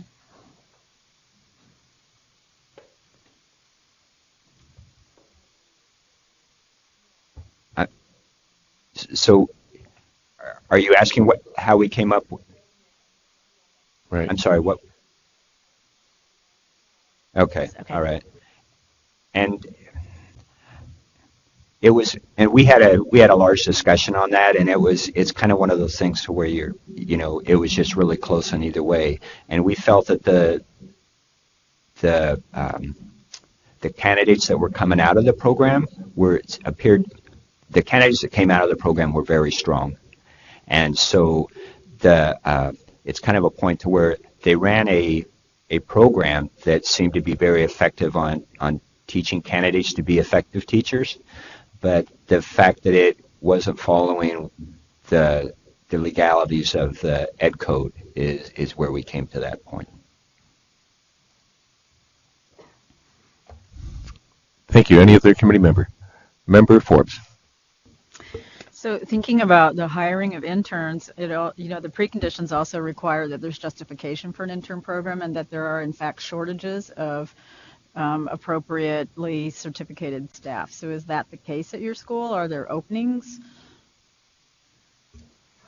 There are openings and a teacher shortage at our school, in our school network, and that was approved when we submitted our intern preconditions once we realized this discrepancy. So I guess I'm still confused as to how these residents were student teaching in classrooms where there was a shortage, and who was teaching in the shortage classrooms for which you would imagine that interns would be placed. I don't know if that makes sense. I'm trying to. So they were co-teaching with another teacher, and then taking on full responsibility as a teacher of record for one section of students, and so that is why they had the intern credential. We had some misunderstandings on our end around the employee piece, and now that we have clarification from the CTC legal team, are moving forward to address that. So I'm sorry, can I continue? Sure. So in other words, these interns, if they're now hired as interns, they also can't displace any certificated employees. So what's happening to the people who were in the classrooms? Are they being released because now an intern is going to take their classroom? I'm looking at precondition 10 for intern program, multiple and single subject intern programs. So currently our plan is to address this going forward, but if you have other guidance for our current candidates, we're happy to hear that. So let's say we have a biology teacher who is teaching on a short-term staffing permit, perhaps, if you had a shortage, right? Because I would assume if there was already a credentialed teacher in that position, it's not a shortage. So if there's a person in there on a STIP or some other credential, then what happens to that person when the intern on an intern credential takes over that biology classroom? I'm not sure I understand. Your teacher is still in the classroom with the person seeking the preliminary credential, correct? I think that's what you might be getting, is that what happens to that person when really the intern is in charge? Mm-hmm. What happens to the veteran teacher? I think that's the question. So they're co-teaching. Dr. Carney, do you want to interject? I think that there's just like some nomenclature issues. So as I understand it, they are co-teaching not in a classroom where there's currently a shortage. That's a veteran employee that you're putting them with, and that for part of their time, once they have passed subject matter, they are doing, they're taking over limited responsibility for a specific, full responsibility for a limited set of students, and that they aren't actually filling a position of a teacher at any place inside of your institution during the time at which they're an intern. Does that wind the trail in a more clear way? Okay, thanks. So if I could just follow up with my original question. Sure. So in other words, you're hiring them now, but you're not hiring them to be the teacher of record in a classroom. They're not hiring. Or they're not hiring. I thought I heard you say that that's what you were doing as a result of the visit. That's one of the next steps that we're working on. We have not taken action on it. Okay. Member Alvarado. So the report also shows that students were admitted into the program without having met subject matter competency. I didn't get a sense about the scope of the problem, but also what steps are you taking to address and make sure that this doesn't happen anymore? Ms. Clark, would you like to intervene? I do want to clarify before they respond, is that the Commission's requirement is subject matter must be met prior to placement as a student teacher. It is not prior to admission to a program. But on the other hand, as an intern program, it is a requirement prior to admission as an intern. So it's a very complex question you've just asked. Sure, Ms. Riggs. Just about what will happen in the future versus what we need to decide based upon what was. Is that true? So that, because normally when someone comes before this body, they're not able to say what we're going to do in the future now that we understand. Is that, okay. I would say that your decision is based on the report before you and any information that you hear today, but you have routinely heard from institutions saying we've now met with faculty and we're doing X, Y, or Z. So does that make sense? Your decision, though, is based on the report. Yeah. Member Morrison. Thanks. We've all read the report, so I'm not going to highlight some of the things that stood out to me as shocking. And I was earlier I said I appreciated the clarification about which institutions could offer credentials and what programs, and it's clear to me that this system is outside of the law at the moment. I mean, it's not compliant with the law, and so I have a hard time thinking about giving any kind of probationary or conditional accreditation based on something that might happen in the future. And so I have serious questions about any kind of accreditation. Thank you. Member, did you get your answer, Member Alvarado? Okay. Would you like to respond? Sure. I might have lost it, so let me know if I don't address it fully. So the question was about the timeline around admission. So again, I think this stems back to the initial confusion in which we were expecting to run a preliminary credential program, and so admission was not dependent on having passed the CSET. And then I think going forward, we are now trying to articulate the difference between admission to the pre-service component and then admission to the internship. And so we've drafted some different policies and shared that with the CTC staff for feedback. We have not granted intern credentials without candidates having met that requirement. So we're looking at different policies going forward. So I have a follow-up. Sure. You're saying that you're continuing to offer the preliminary in addition to? No. You will, from this point forward, you will only offer internship? Yes. Thank you. Member Balatayo. I'd like to follow up on Dr. Forbes' question. So if you are no longer, if you're now going forward and thinking about hiring in terms of the intern program, then what are the basis for the need in interns? Because if you're saying that this, if there's certain teachers and there's certain slots where there's student teaching that doesn't pose a need, then how do you determine, then how does that affect the current, interns, candidates, whatever, in your program currently? And if there's no need for those students or candidates with their subject matter expertise or content knowledge, what happens to them? Where do they get placed? I think that's my problem with this, because the focus, it seems to me, is a student teaching program, but now because of legalities and compliance issues, you're trying to run an intern-based program, but you still have these students or candidates intact. How do you address that? Yeah, I think that's where we would love some guidance, because we have candidates in our program currently.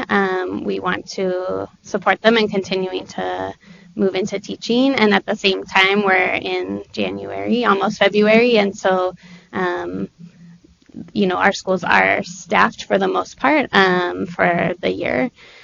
So that's why we've primarily been thinking about it starting going forward.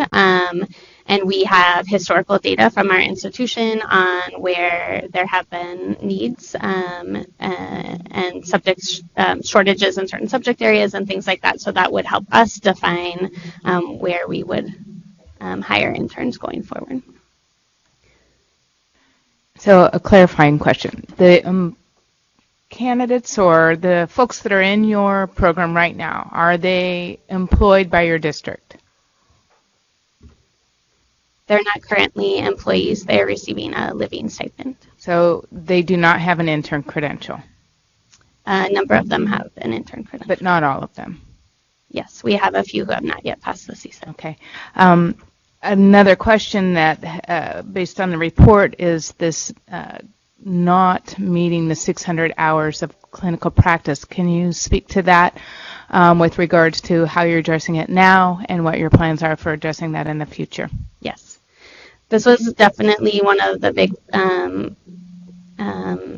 places where there was confusion because of the issue with how the program was approved originally. Our understanding was that 600 hours in the clinical setting regardless.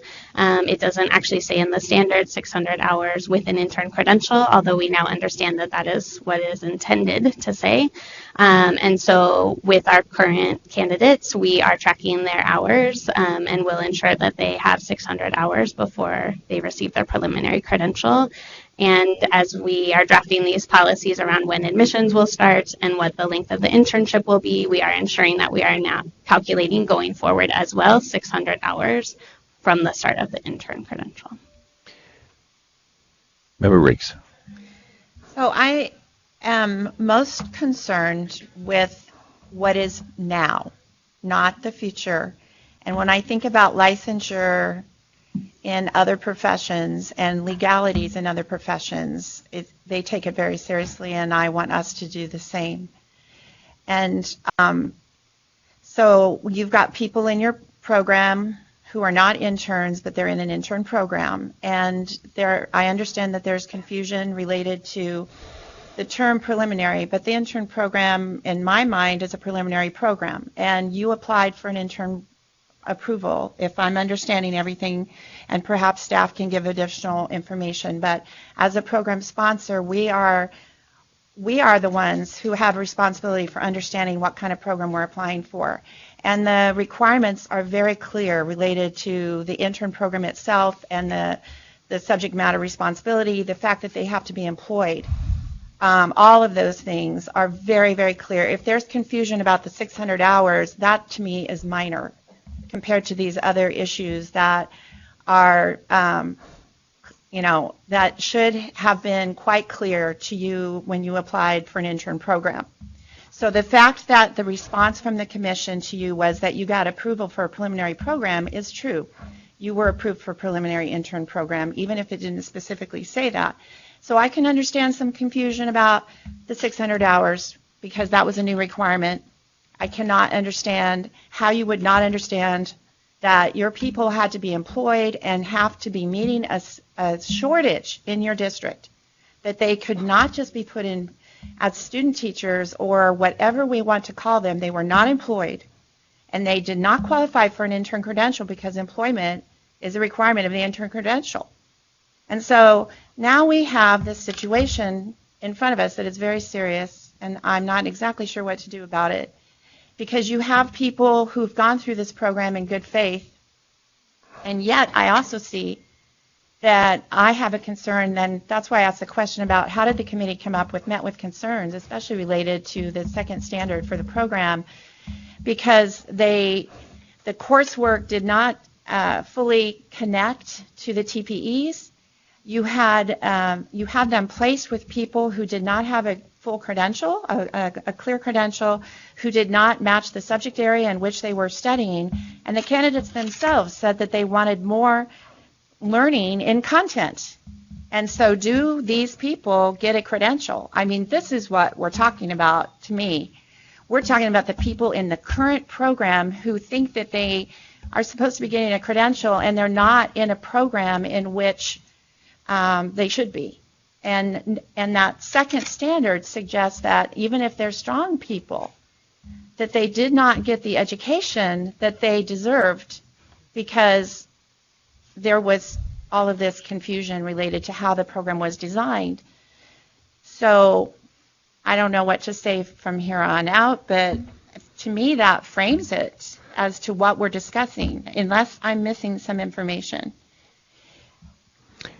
Does the institution wish to respond to that, or? I can clarify a few things. There are 2 cooperating teachers who don't have clear credentials, and that's because their credentials are in process currently with the CTC. They're transferring from out of state with many years of experience behind them.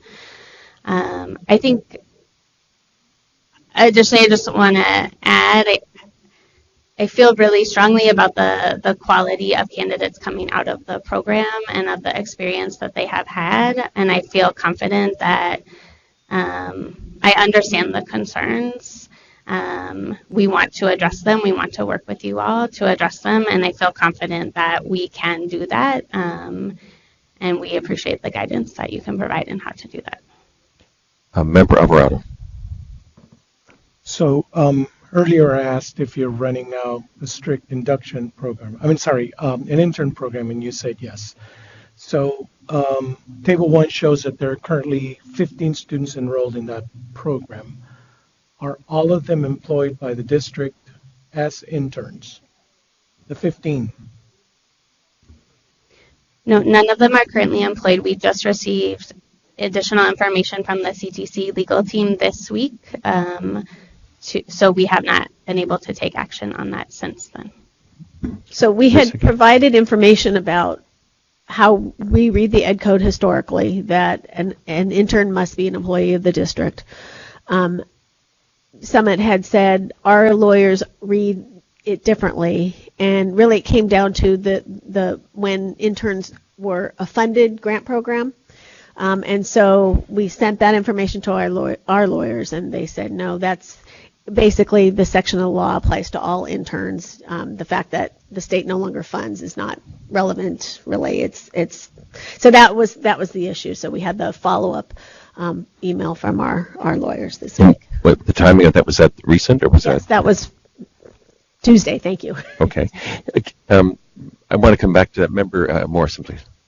I'm sorry. Dr. Carney? When you ask if they're employed, just so we have clarification, because I think, again, nomenclature has been confusing in the conversation, do you mean employed as a teacher? I mean, An intern teacher? I'm talking about employed as any other intern across the state is employed. Okay. I just wanted it to be clarified that you're not just talking about a paycheck coming from the district. It's in the position of a teacher. Okay, thank you. Member Morrison.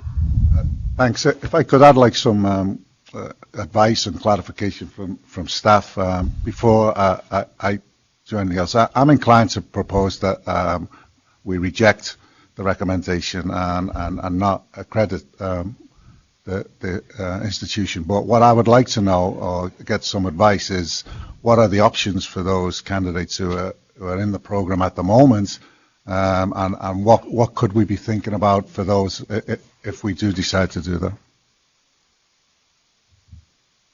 Member Relatayo. Again, that goes back to my question earlier, where there are these candidates or interns, what have you. Where will they be placed for the meantime while you're thinking about where to place them for the in the future? Like you said earlier, I didn't quite understand or know what the plan is in terms of placing them, because currently, as your program is structured or situated, there are no feasible placements there, and actually the program itself is out of compliance. Therefore, they should not continue. That's the problem here. Just to remind the committee that in addition to the question that you had raised, Committee Member Morrison, we also have our guidance here to go through. So while this would address the institution in its entirety, your question relates to the individual students, right? Member Erickson. It appears, based on our discussion, and if staff could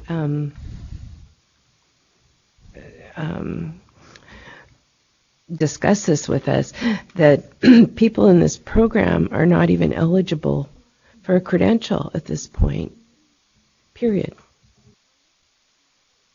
I'm not sure, but go ahead, Catherine. A couple clarifying things again. Sorry.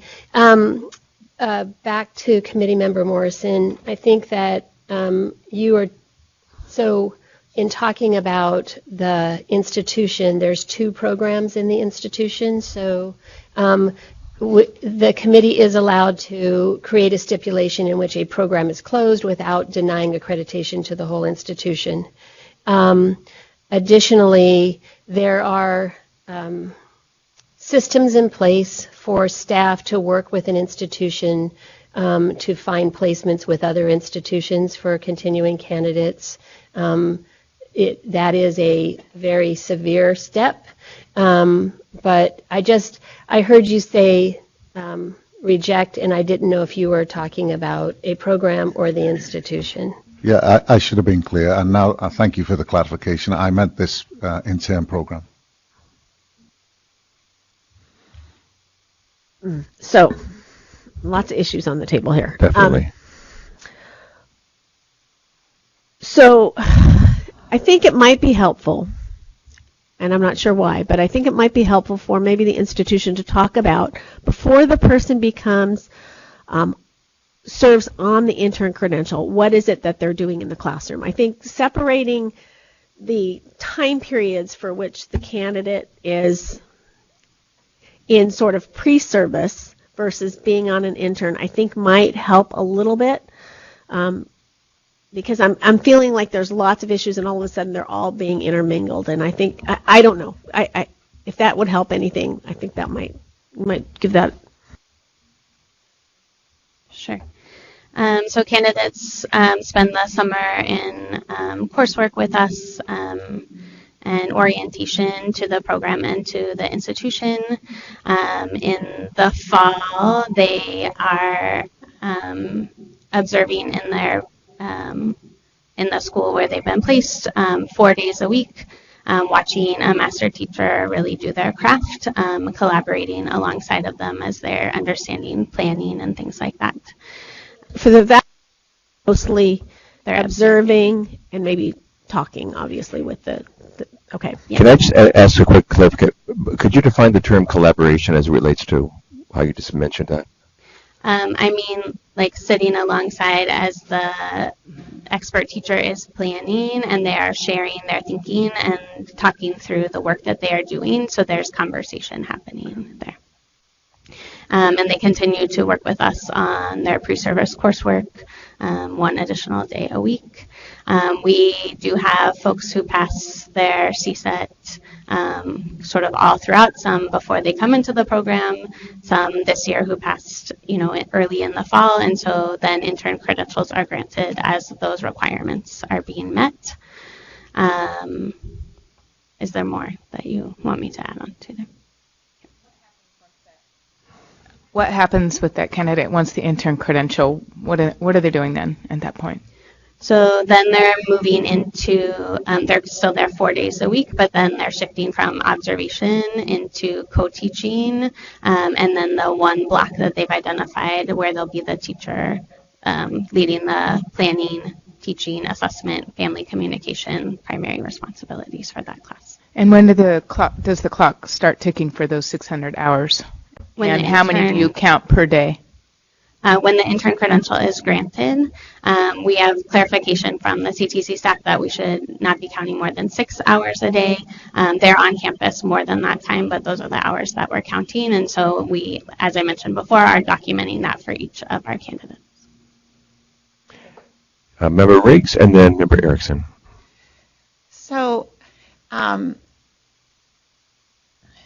I feel like what we're talking about right now are the candidates who are presently in the program and what kind of education and preparation have they had and whether or not they are eligible to get a credential. It seems like that's our focus right at the present, what we've steered to. And you've just described, that they are heavily in a classroom with a teacher who may or may not really be qualified to nurture them and guide them. We don't know a lot about the coursework that they're taking, except that we know that the report says to us that the candidates themselves asked for more content preparation, and that there was a concern that the education that they were getting was not directly tied to the TPEs.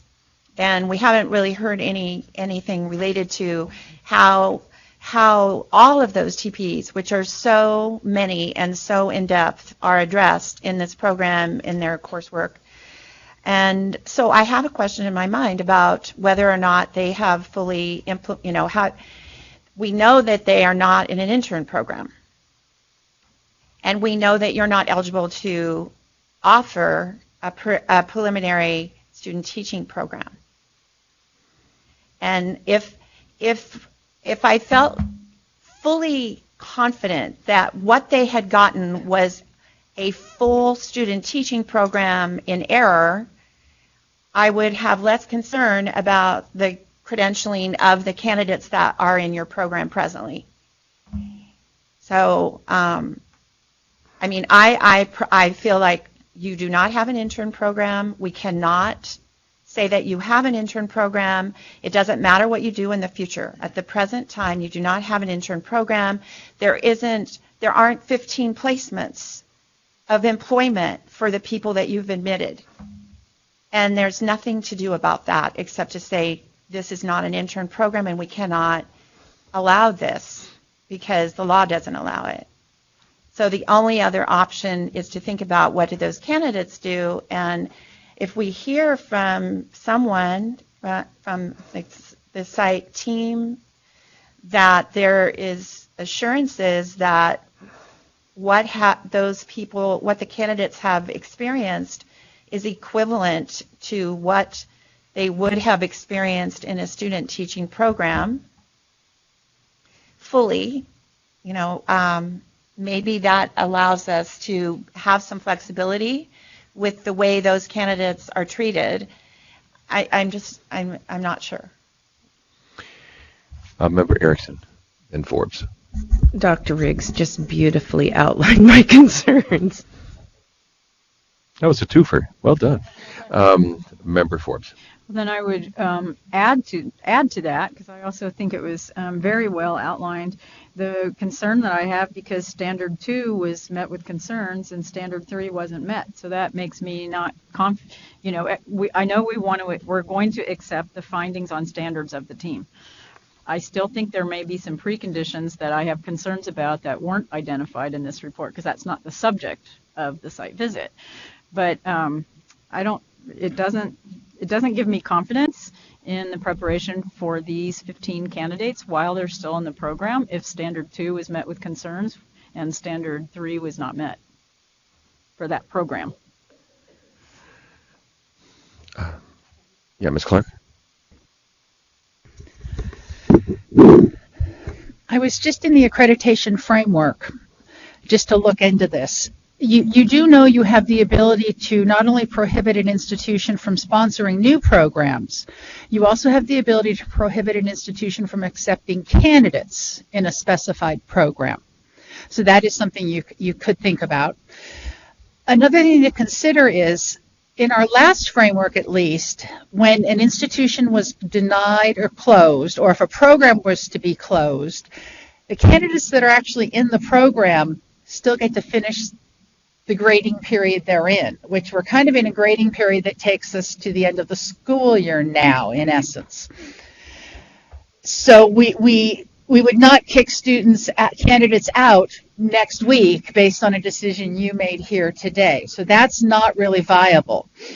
It does seem that there might be some way to partner the current candidates in the current summit program with some other program to take care of your concerns about monitoring the coursework and the number of hours. And you also have the ability to have staff to continue to work with the summit leadership. So those are just some things I wanted to point out that you could consider in your deliberations. Member Forbes. So to help me understand, that was a very helpful comment, but to be sure I understand. So for example, if an IHE program or an approved program sponsor, well, it would have to be an IHE if it's a student teaching program, we're willing to partner with this institution, they could help support. I also wasn't completely clear about if these actually are cooperating teachers as opposed to intern support providers. What was their training?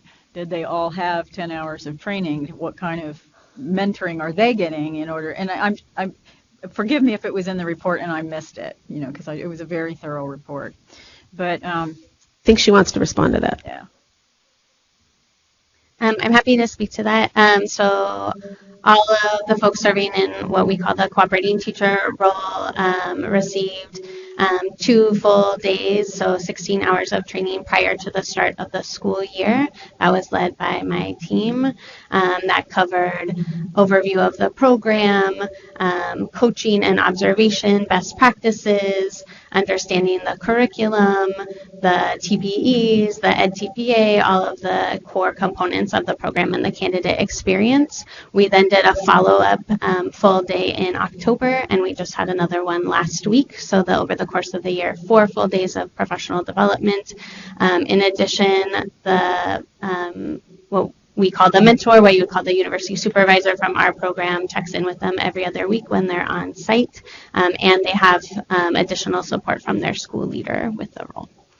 Can I also make a clarification around the TPEs?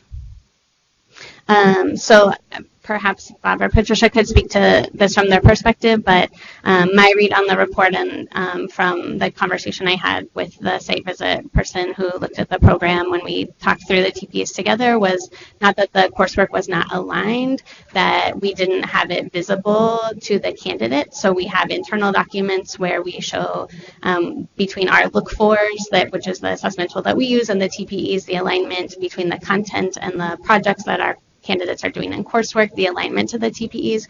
We just did not have it visible to the candidates, and so that is the next step that we are planning to take there.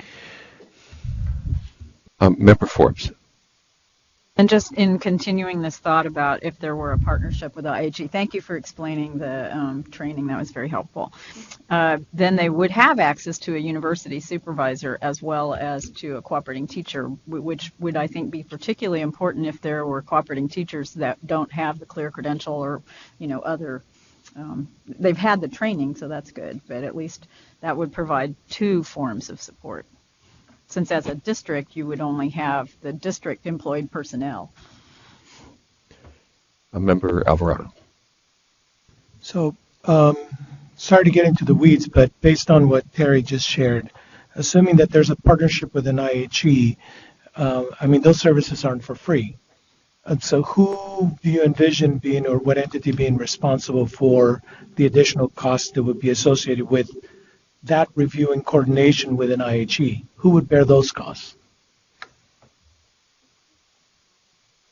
That's not for us to say, really. It would be a negotiation with the leadership at Summit. I believe we had something somewhat similar. I'm trying to remember I think it was an induction program in the past where they had to work with another program fairly recently. That would be up to the institution to be able to come forward and say, we have a plan, we've identified this commission-approved sponsor who can sponsor a student teaching-based program, and they would be our partner to make sure we finish these candidates out adequately and appropriately. Dr. Carney, do you wish to comment? So when I was back in my old role as dean, we actually assisted a program that was also not allowed to accept or actually finish candidates, and that institution worked with my institution. We came to an agreement of a fee that we charged that institution, and I don't know how much or if any was passed on to the candidates. It was my understanding that that was not the case. And in this case, we had no prior relationship with them. I know that Summit has a prior relationship with at least one institution of higher ed, University of the Pacific. That the commission was not involved in any of those decisions. It was very clear that that had to come between the institution finding a way to finish out their candidates and allow them to be credentialed, and at which point that institution then, while they didn't have candidates, did some work and came forward for approval and moved forward, and they are offering a preparation program now. Thank you. Member Alvarado. So just as a clarification for Catherine, so in that particular instance, the decision was not admit any new students and allow the current students to finish in collaboration with an IHE. There were some additional complexities to that particular situation, but the role I played was that their candidates were not allowed to be recommended by that institution. So we did a transcript evaluation. We found places where holes needed to be plugged and helped provide services for that. And there were some instances where holes did not need to be plugged, and we were able to move forward and recommend those candidates within that process. I feel like we did no harm to candidates, and that the institution, although of course it's unsettling for candidates, was comfortable in the outcome. Great, thank you. Of course, I'm putting words in their mouth. Member Riggs. So I don't know if we're ready for this, but I'm going to try to say get the ball rolling on what we might do, given all this really helpful conversation. So I'm wondering if we could accept the decision related to accreditation with the addition that the intern program would be closed and all present intern candidates would need to go through the process that a similar process with partnership with an approved preliminary student teaching program for secondary to verify and make the recommendation for the present candidates, and that no future candidates would be accepted into the present intern program. And if the institution should want to develop an intern program, then they would need to resubmit and not make patches or changes to the present program, because it's just too confusing to start from the original, just start from scratch. So is that kind of clear, or Well, as a start, and people can discuss that? Well, actually, before we second it, let's wait. Yeah, let's wait till we have clarity on this. Because Yep. there were too many pieces of it. But it sounded in particular, the past-present piece threw me. Okay, so we accept the recommendation of accreditation as it stands in the report, right? With the change in that the present intern program would be closed. And so you're adding a stipulation, Iris. Okay. Yep. Okay. So And- you're adding a stipulation that the program is closed. Okay. And that the current students in the 15 cohort would need to get their recommendation through partnership with an accredited preliminary single subject student teaching program. Does that need to be an intern program? Terry? I don't know. It doesn't make sense to be an intern program because the candidates are not really in intern So placement. it has to be then a student teaching be an based. I just want that IHE-sponsored very clear. Teaching based program. Okay. It sounded like there were multiple parts to the motion. Is it wise for us to take it in one at a time, separate motions?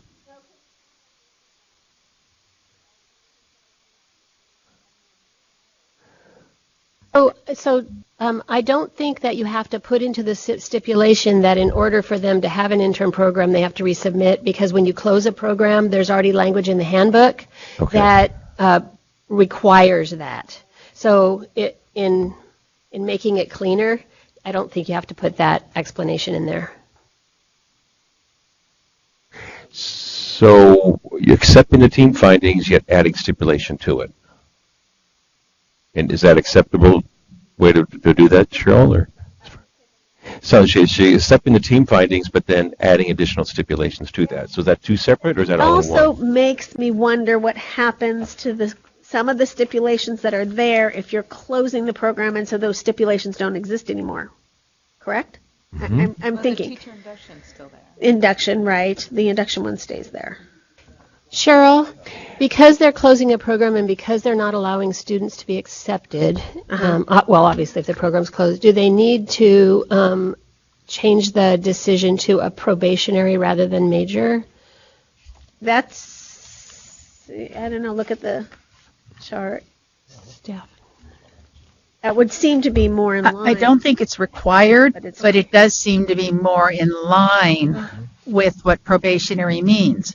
But I do think you need to think about if the institution is only sponsoring an induction program, does the induction program and the institution warrant a probationary decision? And that's up to you. I mean, you also, I think, may want to consider that Summit would return to you at your next meeting with a report on what they're planning to do with their current candidates. Mm-hmm. And if there isn't a plan, then you would have to think about what happens at that point in time. The other thing is that once the program's closed, the stipulation is met, it can be removed. So you can change the accreditation decision once that happens. To full accreditation. So then it doesn't leave probationary hanging on a single program that is operational. And I just so that Summit can follow all this, the fine line between a finding of accreditation with major or probationary stipulations versus a denial of accreditation, even though one program is being proposed for closure, is that your institution remains whole and it is not closed, and that rather than going through initial institutional approval, you will go through only program approval for the intern program should you decide to seek that. Member Erickson? I have a question regarding what was just proposed with concern to the candidates. It was proposed that they have to go into a student teaching program. What happens if they are found eligible to be an intern and there is a hiring district that would allow them?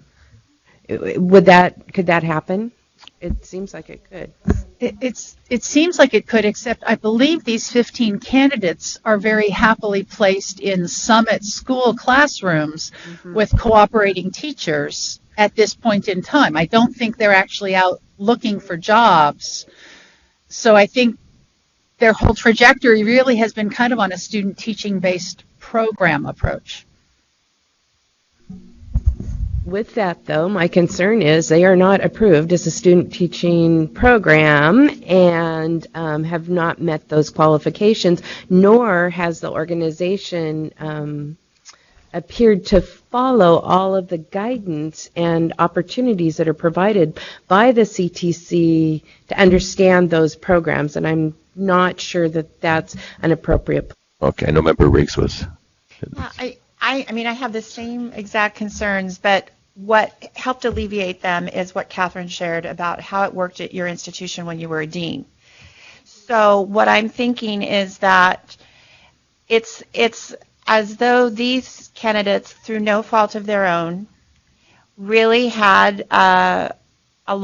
they did actually have a lot of hours. If they were in a student teaching program, they met the 600 hours for a student teaching program. We still have a concern, or I do at least, about the TPEs. And so if they go to another institution, it's kind of like when we do a subject matter review and say this is equivalent to our subject matter preparation program. So whatever you can provide to them as a transcript, a record of how you've assessed them and how they've met the TPEs would be given to the whatever student teaching program it is. They're not really seeking admission into a student teaching program. They're just having a student teaching program review and determine is this equivalent or not, and if it's not, here's where the gaps are, and here's some courses that you could take to meet that gap, or maybe you need more student teaching or whatever. But the institution would determine that? Is that the way So we had to admit those students because, it was part of our agreement, but because we were going to recommend them, they had to be our students or our candidates. And I think that we're trying, or I'm sorry, I'm saying we, but you all good people are attempting to problem solve in advance of, I think those things are best left to the institutions to problem solve. I think you can put like a frame around that they need to find an alternative for them to finish their program. Right. And the best alternative in the terms of advice would be for them to work with another IHE who would kind of embrace what they've done so far, and that possibility exists out there, rather than us trying to figure it out. I guess a candidate in their program could see an opportunity for a job somewhere, or even but for those 15, it makes sense for it to be a student teaching program. Okay, and Co-Chair Moore, you had. Okay. All right, Member Forbes? All right, Member Riggs. I just wonder about my motion, and given what I heard, I'm wondering, I guess I'd like some discussion or something, because I'm considering saying probation rather than accept with major stipulations. So could I amend my own motion? Yes, Is that okay? Of course. Sure. Okay, because I did not initially say that. I felt like the induction program, although it has an issue, would not be a probationary, and since that would be all that you were left with, that's why I didn't want to put it. But I understand the reason for putting it, related to what happens to these 15 candidates and having that accountability to those candidates as you come back to us, and then the probationary status could be removed. So with that it's probationary. Ms. Corey. Just adding one clarifying comment, because it was said that they had met all 600 hours, but they would not have met the 4 solid weeks of independent student teaching. And so just keep that in mind, because you can't complete that 600 hours with those 4 weeks. Okay. Yeah. Well, the receiving institution, that might be a hole that they would find. Yeah, exactly. So. And they're only doing one class. So Cheryl, what do we have as a motion there? So right now I have that it was moved. I don't think we have a second yet because, okay. Hold that thought. I think I'd like to hear it. While I restate it. Again. That it's probationary stipulations with the present intern program be closed at the end of this term.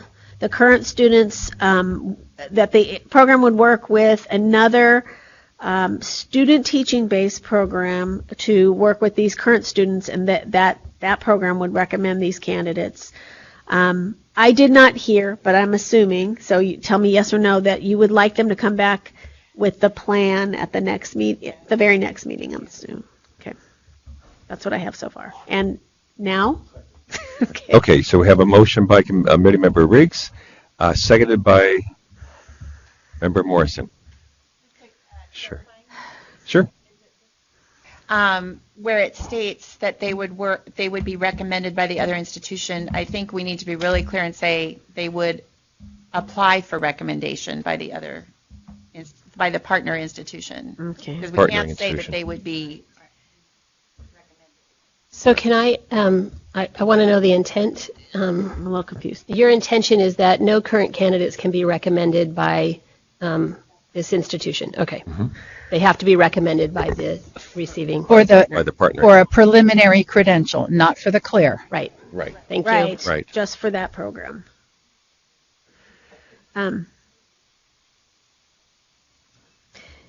Okay. Okay, so we have a motion on the table, and there is a second. Further discussion? Co-Chair Moore. I just feel compelled to share. We know this is heavy. This is a weighty decision, and that's why we go through all this discussion. I know this is hard for you. We know that it's hard for you, and that your intent when you moved forward was really to develop competent teachers that would go out and do the best work that they could do. And there was confusion that was not your fault. That being said, our compassion is with you. We know how hard it is to run a program, and we know that this is going to be difficult for you to go back and talk to your candidates and your colleagues about the decision today, and know that we're here for you to answer your questions and support you and offer guidance. You have a great team here, the CTC, PSD, to offer that support, and that we hope that you will come back to us with an intern program in the future if that works for you and the candidates or potential candidates in your district. Darius got a comment. Thank you. Sure. So in the recommendations from the team, that Summit would host a revisit in 1 year. That would not. And that they not be permitted to propose new programs. If you are closing their intern program, do you still want them to host a revisit in a year related to their induction program? Because currently the motion on the table, I believe, was what the team said plus what you said. So that's what I tried to get at earlier. Right. Thank so if you don't want to revisit, I think you should. I would amend it with no revisit. Member Forbes. Does that move it then from probationary to major? Because I'm looking at the chart. Well, it says the revisit. Doesn't it say it's required if it's probationary? Right. There would be no, but I'm. Well.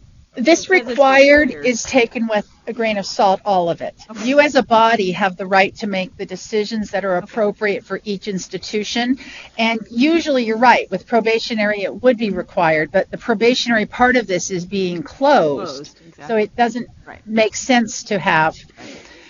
You did say a report at the next commission meeting. Well, they can't report. committee meeting, I'm sorry. And is that all you need?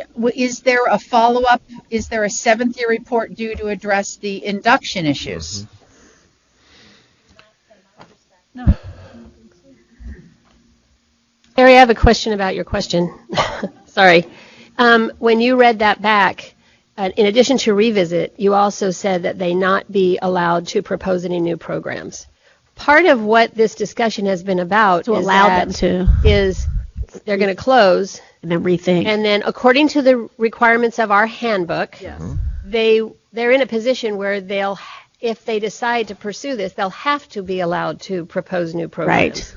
So either you wait until the issue is resolved and they're closed, and then you also lift that stipulation at that time, and you keep it in place now. That is something that you can do.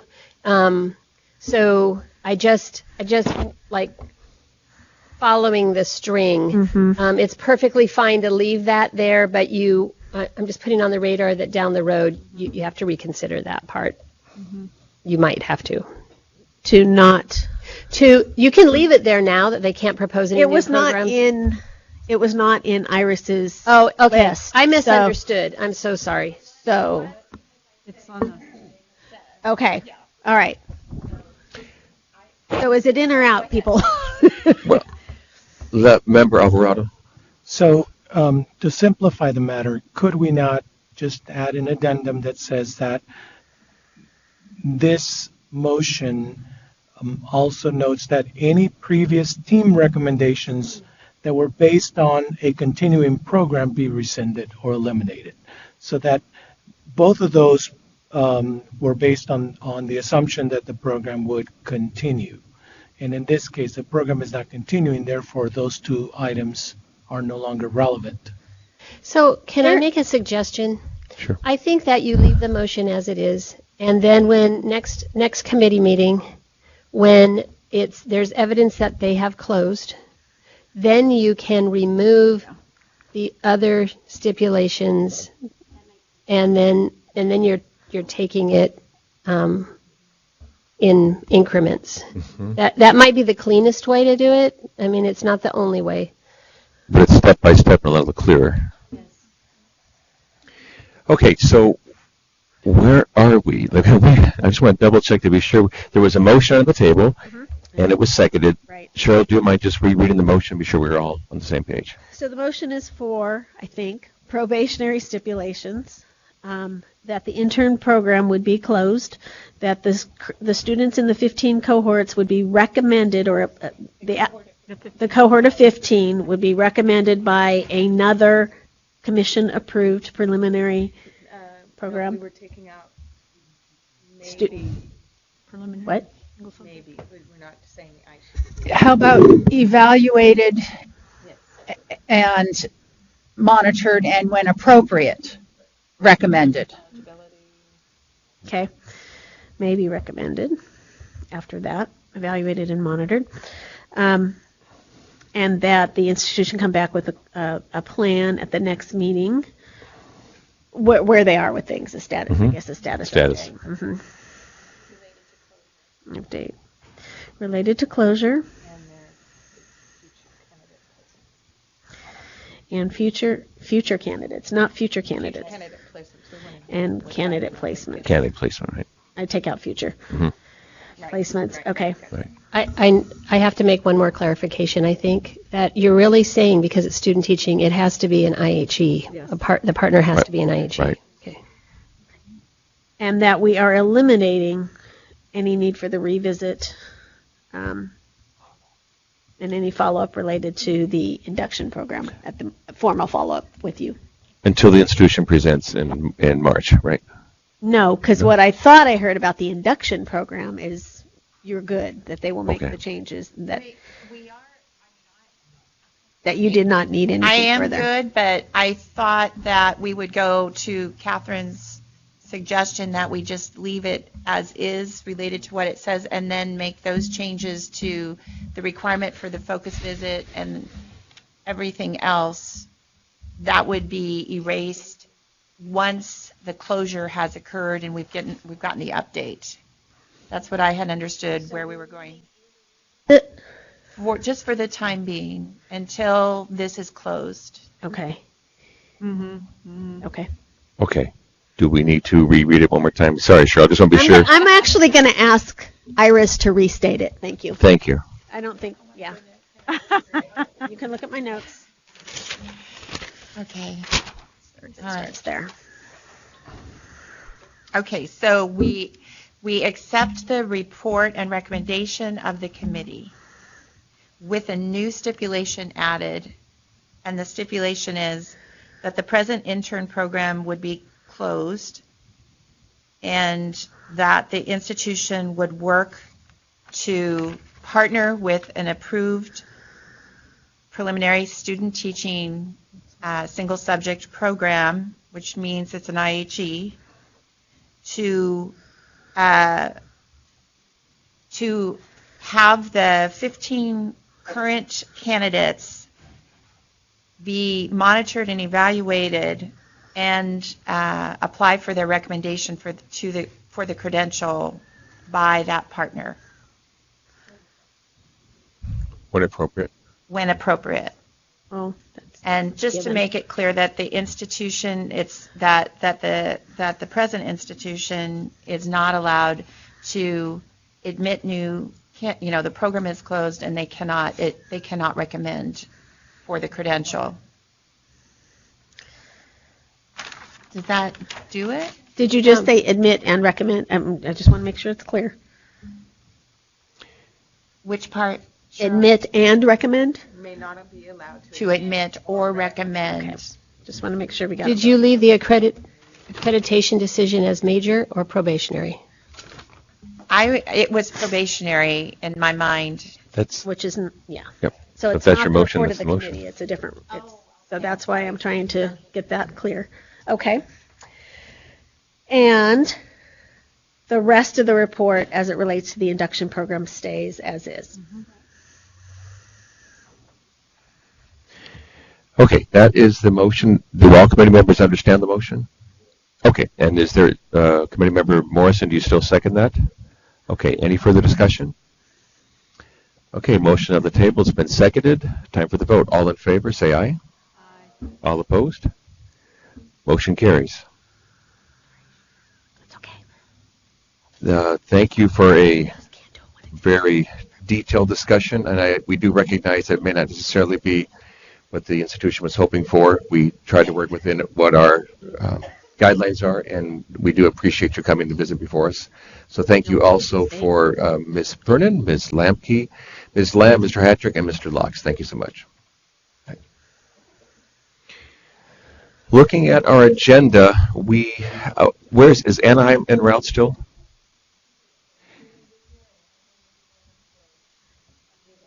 Yeah, I think we're going to lunch, but if we could just take a look at the agenda. We have items 15 through 19 that were initially set as time sensitive. So if we come back at 1 or maybe 10 to 1, can we do Anaheim then? Okay, and then we'll move on from there. Okay, so let's come, but we'll reconvene at 10.